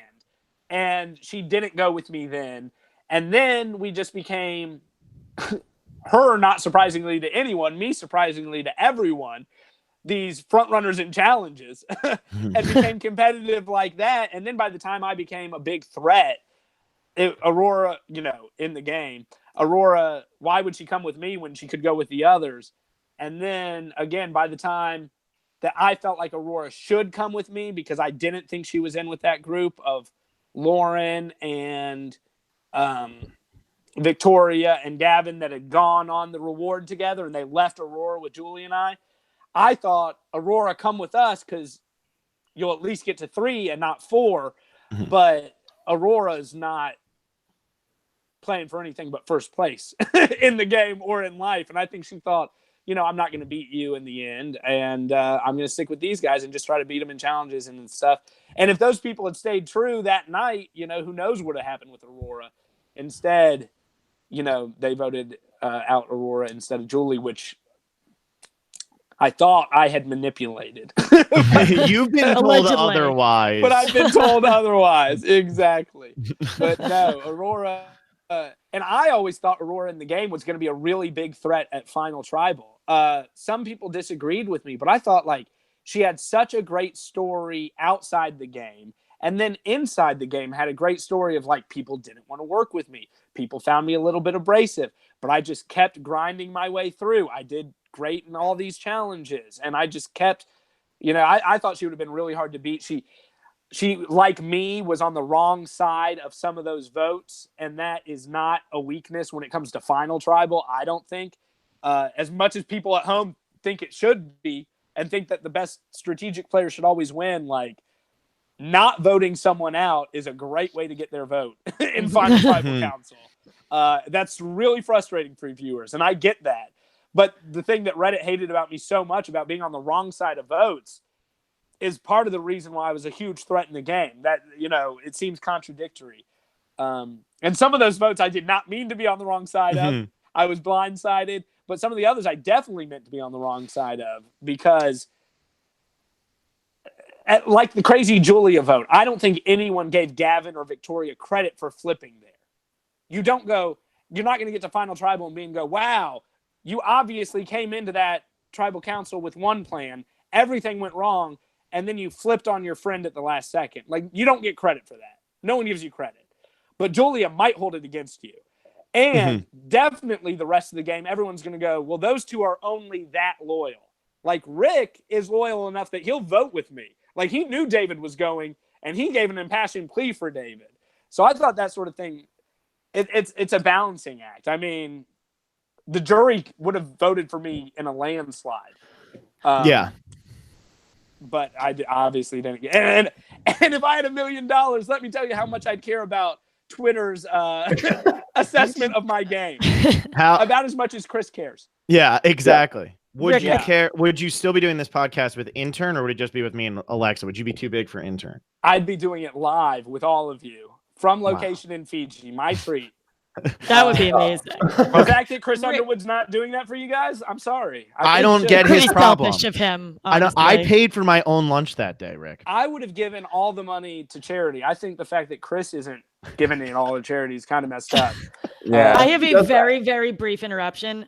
Rick, I think you locked the door and your wife is trying to get in. Are you serious? This is like a we're weird, coming with him. She hopped into the live chat Becca? to say. Oh, hey Heidi. Hopped into the live chat to say that you locked the door. Becca's back. You got to turn that off. He said Alexa, and Alexa came on. Oh yeah, when we say your name on. Oh, do you have an Alexa? Yeah. Awesome. That's She got got to be the most triggered. annoying thing that's ever happened in your life. Oh yeah, I have 2 in my apartment. It's horrific. I feel like such a married couple. You're doing that to yourself, yeah. Like, It's, hey it's, guys, it's a me problem. Hey, it's the Devenses. Let me take this out again. Just have to tell them one thing. Yeah, hold that. You got it. hi. Hey guys, Hello. how's it going? Good. Go on. Okay, so my mom is Debbie Ribellini. She's been commenting, and she met you, Phil, and really. I remember her and your father. That's my stepfather, but yes. Stepfather. And she loves Intern, and I'm just supposed to let Intern know that he is loved. Thank you. Oh, This I is love so it. exciting. I get so much love. This is great. Phil You're just gives me crap all the time, and now it's good to I love how good karma. Becca's like, Phil, she met you in person. She wants me to tell you she loves the intern. Yeah, exactly. she loves Phil and Alexa. And like after every single episode of Survivor, she would call and she'd be like, well, Phil says this, and Alexa says this, and Intern says that. That is I so did get That's very amazing. quickly. I was like, I met Phil from Survivor Specialist, and her mom was like, oh, they're nice to you. They like you. Yeah. I was like, oh, that's awesome. She came up to me at the one bar and she was like, I watch all of your things. I'm Rick's mother-in-law, and like you were so nice to him the entire season. And I was like, oh, that's nice. He takes notes. She lets me know what everybody says, and then I let him know what he wants to hear. Oh, so it's a filter process. And then when I quit Reddit, Mom would start to tell me something, and I'd be like, no, like only tell me the good things. I don't want to hear it, and then she just stopped talking about it. Ignorance is bliss. Yeah, Reddit. I would stay off that for a little while longer. Okay, A few more years, yeah. Bye. Good to see you. Bye. She is also in the live chat right now, and she says, "Hey, hearts, I loved Phil Debbie. too." So now I feel better. So I got my love here. Yeah, wait until though, if you were going through a filter process, wait until you do go back and listen to all of our podcasts from the season, and you're like, wow, that Phil guy was actually a dick to me. Oh my God. I think we were nice to you. I was nice to you day one. Robert was very passionate about I you. was ready. I saw you on the preview, and I was like, that's my boy. This is why I insisted that you be on this podcast, Robert. Of course. Yeah, and you guys both know, Phil, so you know that like when you meet him for the first time, it's just a real creepy, uncomfortable vibe. Yeah. But again, he's like Aurora. He grows on you. Yeah. except you start out kind of liking Aurora. Yeah. I don't know. I had that look from you where you like looked over me like, I recognize Carl and Angelina, but who the hell is that guy? I was panicking a little bit because I told Becca, because I had not rewatched every season, although I have been doing a lot of rewatching since I got back. I was like, everyone I don't know who shows up at these things, I have to pretend like they might have been on Survivor. Yeah. So he was the 5th guy voted out of season 14. Exactly. I have to approach you as though you were on Survivor until I know otherwise. You know what your winner said to me, right? What do you say? So what season were you on? And I was just like, oh, Chris. You should have ran with it, Phil. I couldn't even. I was like so thrown off. I was like, wait, how come everybody else knows who I am, but the guy voted off third doesn't know who I am? Like, I don't know that he wins at that point. I felt insulted. And he's another one of those nerdy guys too, who like not nerdy guys, but he's a Survivor expert. So I'm surprised that he wouldn't know who you are. Broke my heart. My heart. Yeah, you know us survivors. If you weren't out there on an island starving, we don't want to talk to you. That's how it feels. I felt very shut out, especially by you, Rick. You were the monster that everybody made you out to be. Terribly mean, all that stuff. Exactly. I was like, why do I have to sit across from him? Yeah, you did too. It was like, whoa, I got stuck with War Dog and you. I getting weird looks from you and bad jokes from War Dog. It was a rough time. I introduced you to my whole family. I didn't leave you out. I wasn't like, these are all the people you've seen on Survivor. I was like, these are the people you've seen on Survivor, and this is Phil. Yeah. This is that other guy who for some reason is following War Dog around like a lost puppy. I loved it. and then honestly, I had an awesome time with you at the bar that night. Like our little running joke of text to the intern. Like I was having a blast. I had a great time with that. I was pumped that you were into it because like intern, he put you on the pedestal. You were just like, it was ridiculous. I didn't have any doubt. I was no doubt. Half an hour, and then I brought it back. I've never been pulled in so many directions as those finale nights. Like if I'm ever back in that area, we can hang out a lot easier. But it's like that was crazy. That's like what actual popular people feel like. Yeah, I like the if on top of that. Like if I ever grow the courage to ever go back to Los Angeles, ever, ever. But no, that was a great timing. Yeah, you were like the most popular man in the room. You're getting pulled everywhere, but. You made time to at least be like, don't worry, we'll take the picture for intern who everybody thought I was obnoxious about Victoria all season because like you listened to me twice a week all season. We like intern was on maybe 2 podcasts all year. We had to get the text from him all year about how Rick Devens was going to win this game. And like, he's got it. I love this. Everything he's doing. Like he was just as bad with Rick as I was with Victoria. I mean, I wasn't on the podcast, but I was ready. My friends, I got all my friends. I was like, guys, this Rick guy, he also went to VT, and you got to root for him. I got everyone on board. He pre-ordered the season 38 DVD box set because he thought you were going to be at the top middle. And he was like, I just need, like, he pre-ordered it 3 years in advance of it actually coming out. I better be. I'll get in touch with the guys that I talk to about editing me and make sure that I'm on top of the box. Yeah. Maybe the whole box. It should just be your face. No, it's 6 Rick Devens. Yeah, it's the 6 of you. By All then, different the facial second- expressions. The second Yeah. iteration of $1 Million Mile will be out, so they'll definitely talk about that. Yeah. I love your obsession with $1 Million Mile. Are you bummed that it's like already pretty Did much you off watch the air, so that? you can't be on it? I've never yes, even though I've never seen an episode. Yeah. Both can be true. It's a cult classic. Yeah. Exactly. I'm ready. Yes, all access. So I just keep telling myself that I'm just like one extra beer away from binging $1 Million Mile. That's it. That's it. I It's want. going to be like an off-season podcast content for us. Yeah, exactly. I'm like, you guys have to bring me on. We're gonna break that War Dog time record. That's it. 4 hours about the first episode of $1 Million Mile. Just the first We episode. should do this. I got 2 things real quick. One, whoever is really good with Photoshop, I expect to see that Edge of Extinction Rick Devens 6 of him on our desk tomorrow. And oh wait, what was 2? Oh, so Rick, you told us that you have now become obsessed, like absolutely obsessed with Survivor South Africa, which none of us have watched. Oh, I'm going to openly say that, but why are you so obsessed with it? And do you think you'd be so obsessed with it? Like if you hadn't played, like what is this? Why are you so obsessed right now? All right. So I'm a huge Survivor's my favorite show, obviously. Like before I was on it, it was my favorite show. I love Survivor. So LaRue Botha is the executive producer of Survivor South Africa. He was at the Survivor finale party at like the actual finale party, the night after we did our intern text messages. Yeah. I know which one. Tall, bald guy, very cool looking, like tattoo on his arm, comes up to me, and I'm not approached by very many cool people in my everyday life.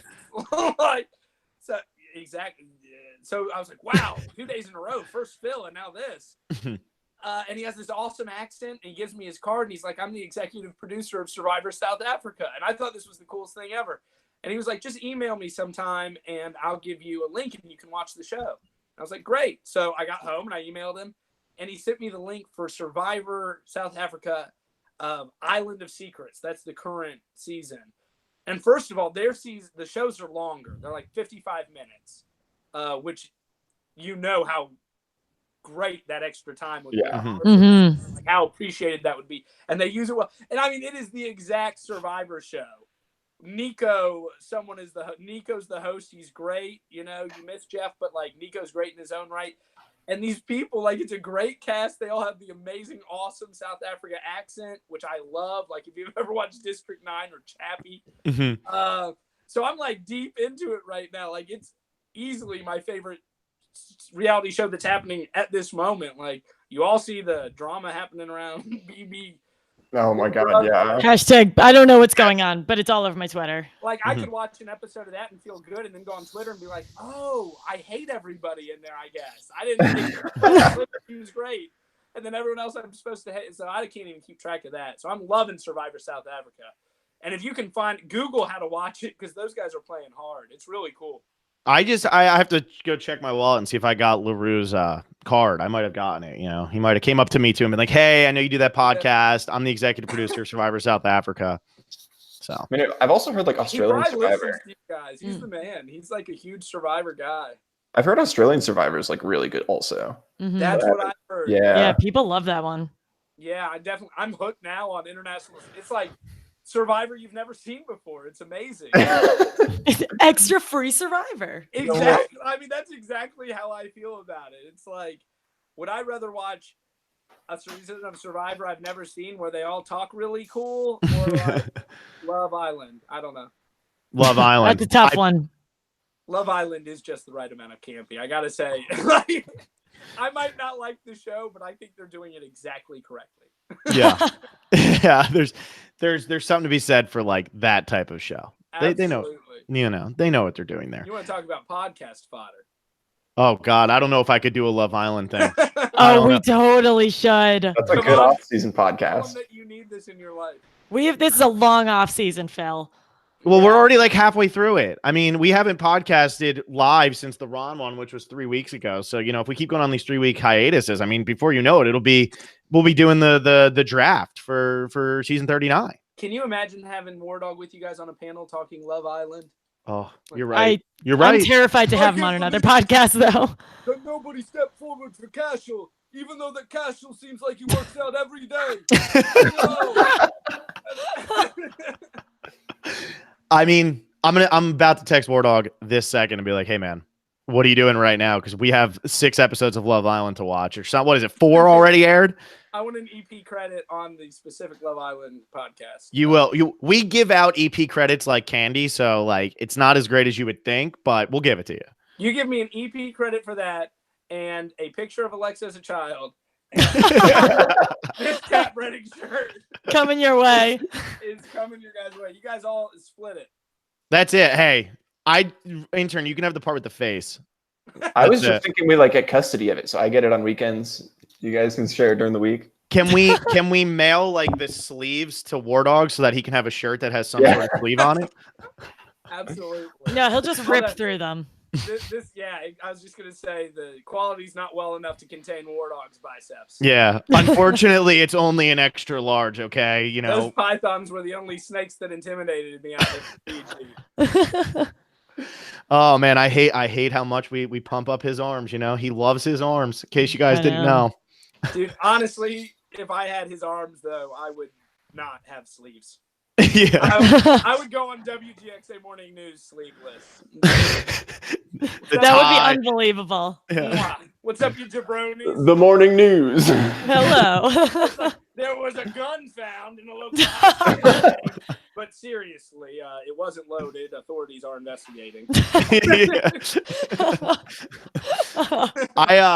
I don't know, man. You got to get Devens tattooed across too. Not Rick. You got to get Devens. And then Brooklyn Nets, like right on the bicep. The Devens. The Devens, yes. Atlanta Hawks tattoo. Yeah. Which is just even sadder than Brooklyn Nets now. That is pretty. Oh, the Atlanta Hawks are pretty darn sad. Yeah, no, I don't think any superstars are coming there. Go Trae Young though. John Collins, baby. Yeah, I mean, hey, there's people, right? It's a team either still. Of those players are. I keep Trae trying Young to went to take you guys Oklahoma. down very obscure, unappreciated sports. Like anyone who's into the Atlanta Hawks and the Virginia Tech Hokies is really gonna love this podcast. Yeah, all 3 of them. Which includes like Robert's. Like even I'm not that into the Hawks, so I'll just.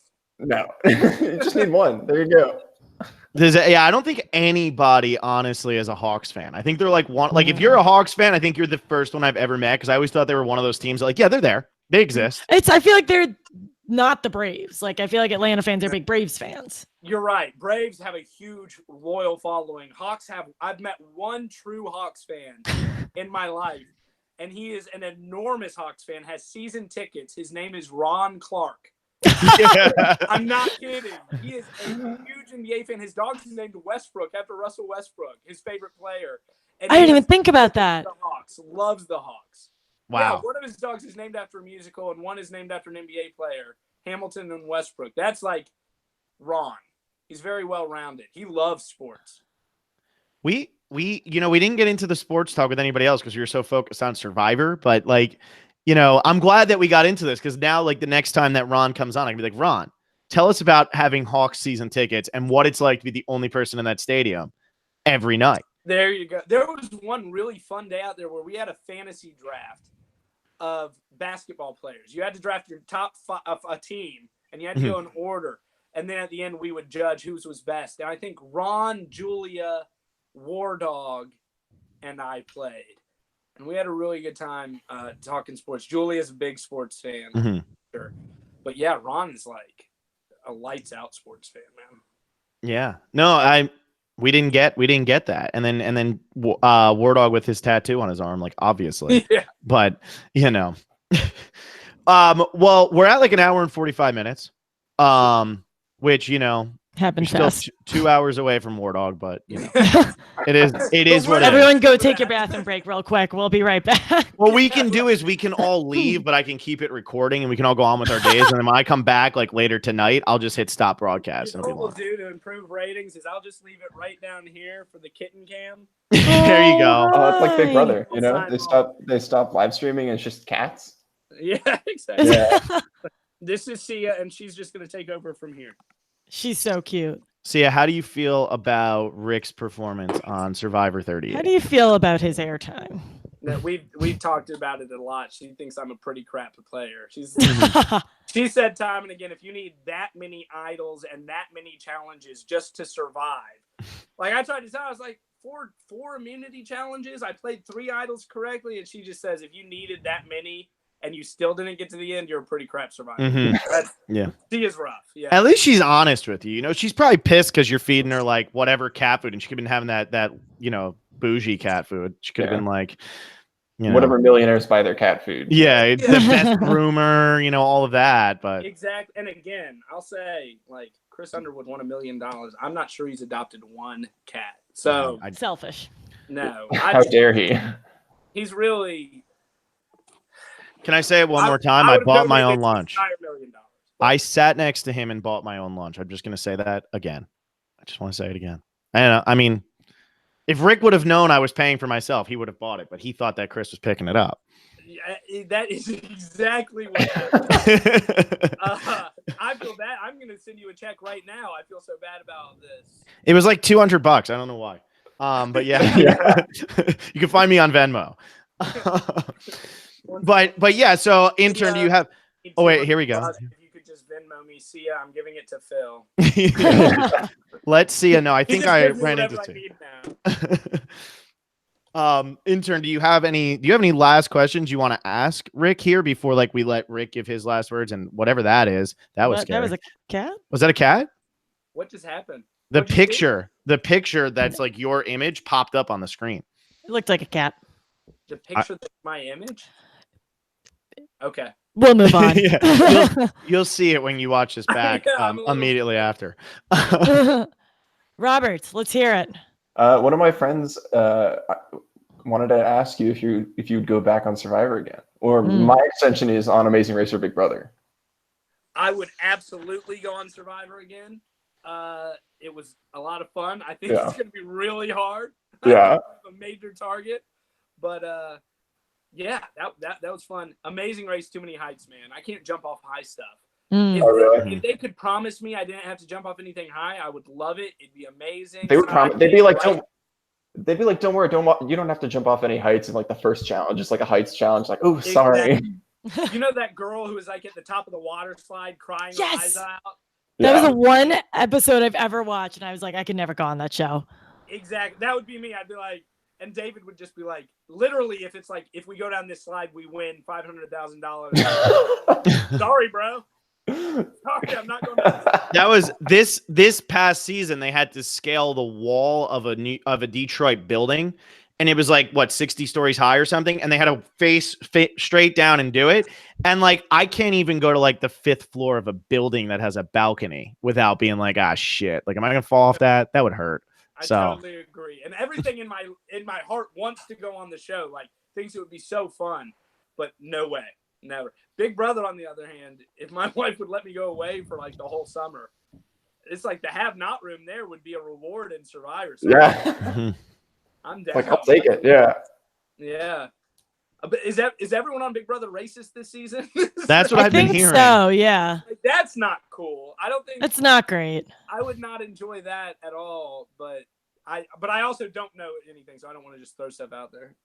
But that's all we've seen on Twitter. I have not watched a single second, and like, that's all I know. I really like from Survivor have made comments about it that I'm like, oh, I don't know. No thanks. But I was catching up on last season of Big Brother, and I'm like the biggest Tyler fan there is. Like, Tyler. So cool, man. I'm trying to convince these two losers to watch Big Brother, and they're, dragging my cousin just told me to watch it. I was like, go back and watch like a Dr. Will season. Forget modern Big Brother. Like Dr. Who's your favorite? What do you think of Dan? You a Dan guy? Dan Giesling? No, actually, I'm not a Dan guy. Really? Yeah, Dan really bugged me. I'm a huge Dr. Will fan. Gotcha. Fan. Dan, I respect the heck out of Dan. Yeah. Awesome. I think it's the way he does his hair. It's very high in the middle hair. I mean, it was a different time, It's true. It's like 8 years ago. It was pre-Me Too when you could do your hair like that. Yeah. I'm thinking, intern, what were you like, 15, 14, 13? Yeah. Intern was still like In fourth in grade. middle school. Yeah, Yeah. pretty embarrassing photos out there of me, so I can't really That talk being about said, that. if I ran into Dan in the street today, I would like nerd out over Dan. Oh yeah. I'd be so excited. Rick, do you have anything that you want to end this on? Do you have like a big grandiose statement, Alexa? Unless I forgot anything you wanted to add. The only thing that I have to add is that I am a gigantic fan of the Tony Kornheiser podcast. So when you screamed La Cheeserie, I had a meltdown. Are you being serious right now? I am dead serious. I listen to him every week. I'm annoyed that you didn't lead the podcast with I that. know. Because I hold you in a whole new esteem now. He should have made a bigger deal out of that if he had any idea what Survivor was. So one of my friends friends tournament, he'd have lost his mind. Mm-hmm. Well, so when the episode that you said that, it was originally titled La Cheeserie. And so my friend, who's like probably like the biggest Tony Kornheiser fan of all time, he doesn't know anything about Survivor, but he's like, oh my gosh, that Rick Devens guy, like Tony loves him. And so he was like, okay, I think Rick Devens goes home because people say La Cheeserie as like a hello. And oh my God, I was telling a story. Who invited him back? We need to change the link after we do I it know. once. I should have switched the link. Wait, hang on. War Dog, do you have sleeves on that shirt? Yeah, I'm actually about to go to a friend's house to study. So like other human beings. And study. That's what you're gonna do. Yeah. I even have a book bag on. See. Oh my God. Who Whoa. are you, man? I missed the War It's Dog. all just cell phones in there. Not even at the gym. Well, we I did the just gym this realized morning. that earlier I described LaRue both as a really awesome looking guy because he was big and tall and bald with tattoos on his arm and wearing a backpack. And now I'm looking at my friend War Dog. He's just walking now. He doesn't I have think he time to muted say himself. anything. He just mutes himself and goes. He's That's just what- giving us a troll smile. Alexa, tell your La This Cheeserie isn't even that good of a story, but pretty much I was convinced you were going home because that was the name of the episode title. And then they switched it. And I was like, this is the biggest conspiracy theory that no one cares about except for Survivor and Tony Kornheiser fans. Yeah, I couldn't believe that they left the La Cheeserie in there. I And loved then it. they named the episode that, and I was like, wow, that's like a big spoiler if you've been paying attention. I know. I was like, this is huge for 7 people. And like, I'm Yeah. one of them. But that was so funny because obviously Tony fans went nuts for it. But everyone who wasn't a Tony fan was like, I thought Rick was obnoxious before. But This now is the he's worst. He just said something I don't nonsense. understand. Like, I hate Yeah. it. What's his cheese shop he's promoting? But they sent me a T-shirt. Calvert Woodley sent me a Did T-shirt. they really? And like Oh, a that's box, Amazing. awesome. literally a box of cheese. Like, Have you ever been there? No, but I'm absolutely going if I'm ever up in. Oh, you if I have ever go to to. visit Robert up there in Nova, Yeah. I'll you go by go. Calvert Woodley. Go hang out. I accidentally muted the War Dog, and for some reason I can't unmute him. So I guess we're literally just stuck looking at him. Alexa, do you know how to unmute him? I can't get it. I wish I knew how to kick him out. Yeah, I think I can can unmute him. I think I have the power. I don't have it for some reason. It just says muted. Man, he looks good though, doesn't he? In those shades. He does. He Look at does. that Those are good. jawline. I love how blue they Man. are. Yeah. I can't unmute him. So Why I is it think not that's letting us that. unmute? I didn't know this would be a thing.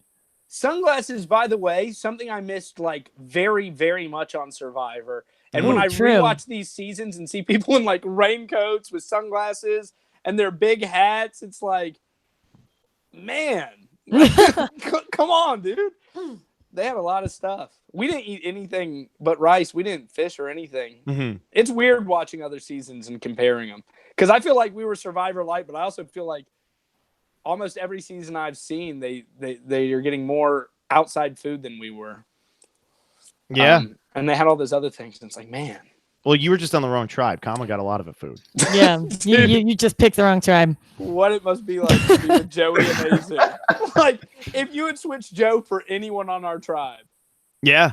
Everything would have changed. I think we would have won everything. Yeah. War Yeah, Dog. switch him for the guy who's muted right here. He can't defend himself. This is great. Can't I even really. defend himself. We always can. Listen. Oh, I crap. can mute myself when I want to. I was enjoying the atmosphere. So continue. This War is how Dog, he don't wants you to think try. that if you had traded anyone on our team for Joey Amazing, we would have just dominated challenges? Yeah, of course. I mean, Yeah. absolutely. It's not even, like they don't even know how lucky they had it on that Kama tribe. And they But still I'll say this. don't. They still, you know why? Listen, I love my Kama people, but Manu was a TV gold. I mean, you go down you go down our entire tribe. It's true. There was not one person that's like boring. Mm-hmm. It's true. It's made for TV Manu, baby. Ooh, I like that. Count them off. We got War Dog and Lauren and Wentworth. David Wright, Keith. Come on, God. We got Reem Daly, who's the best character of the entire season, and then Devens also. And Chris Underwood, the winner of the whole game. Chris and Big Underwood. Wendy. Oh my God! And Big Wendy, yeah. So Man, amazing. And you wonder why Kama didn't get airtime till the last fourth of the season. Well, not to mention, I mean, what's the story for Kama? I mean, the winner is Chris Underwood. The big star is Rick Devens. The struggle is Lesu. And then the chickens with Wendy. Keith and Reem set the tone at Edge. Like, what's the story for Kama? I'm sorry, but like they don't have a story. Dancing, I guess. I love this. Just throw them under the bus. We won't tell any of them. This is your last wrap up, right? We just want to make sure this is the last word. I think this Wow. is it. This is it. You guys got anything else you want to say negative about Kama? That's about it. In my drawer over here, I have everything I've ever wanted to say. Thanks for giving me the opportunity. We had a lot of time to think about negative things to say about Kama while they were celebrating their victories over us. While they were eating their rewards and not going to tribals, we were thinking about, oh boy. And actually, the one reward, the one challenge we won was the one that tore our tribe apart.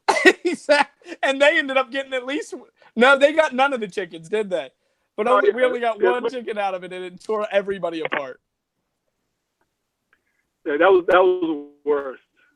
I asking about me like 2 hours later, like, aren't you excited about your win? And like, shit already had gone to shit in camp. I'm like, no, this sucks. Like, these people don't want to kill a chicken. Everybody's arguing like this is the worst. What do you want? Wendy like, was hurt. After you won, like, Wendy was hurt, and half our tribe is like, she's not hurt. No comment. No comment. Oh, right.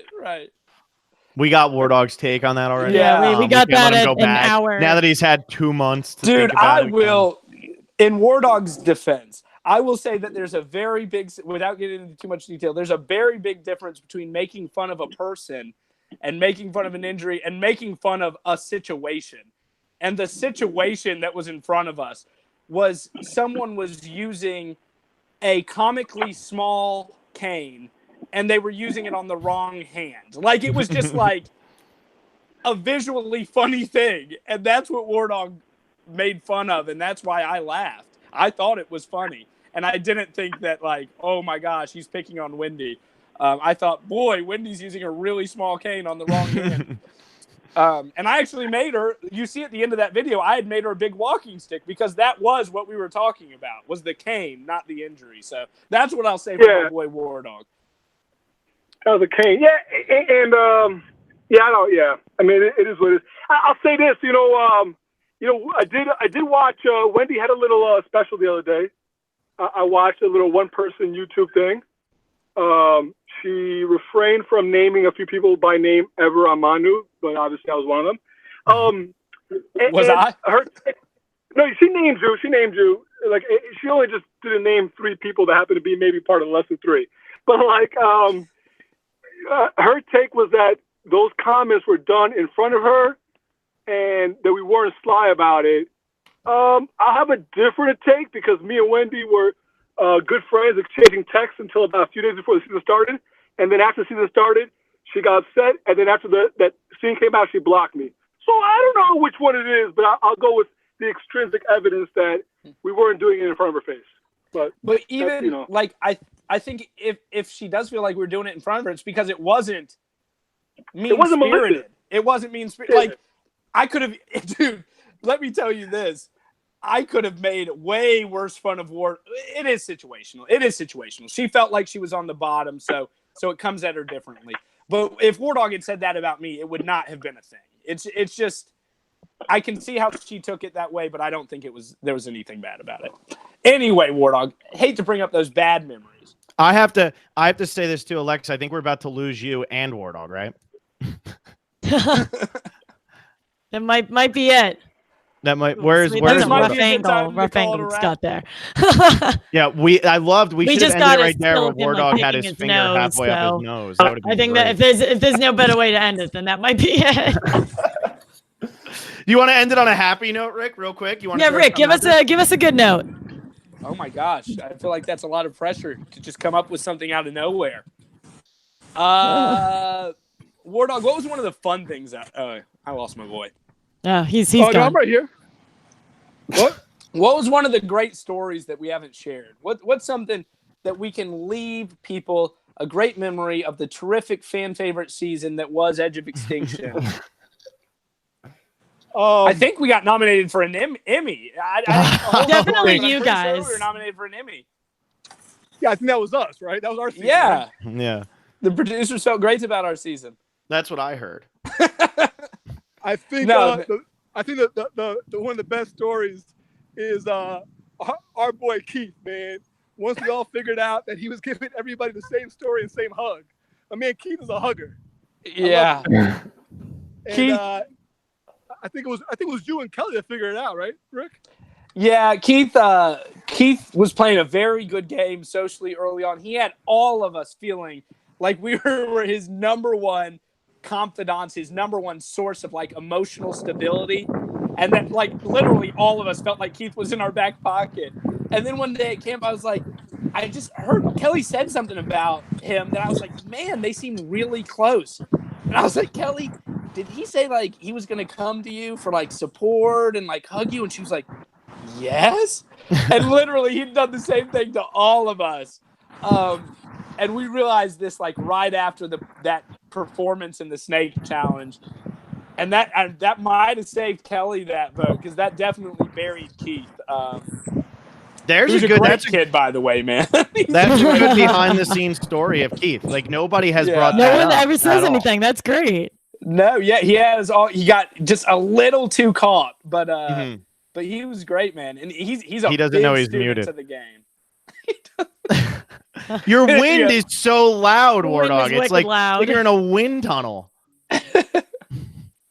He's still muted. This is great. Yeah, I he's love it. trying to talk, but this is Give me funny. that speech. This is California, but Keith took us all out to like the middle of nowhere, right, Rick? Like he kept going, taking us farther and farther. Yep, mine was in the middle of the night. Yep. There was a point in the he game where muted this guy himself. was my only alliance, and you wonder why I didn't win. I don't understand. War No, Dog, man, go we had such go a cool study. crew out there, man. It was a lot of fun. We had so much. Yeah. If you don't like get along with some people out there, it's got to be the worst experience ever. But even when they were trying to get rid of me, like they were real cool to me. We had a lot of fun around camp.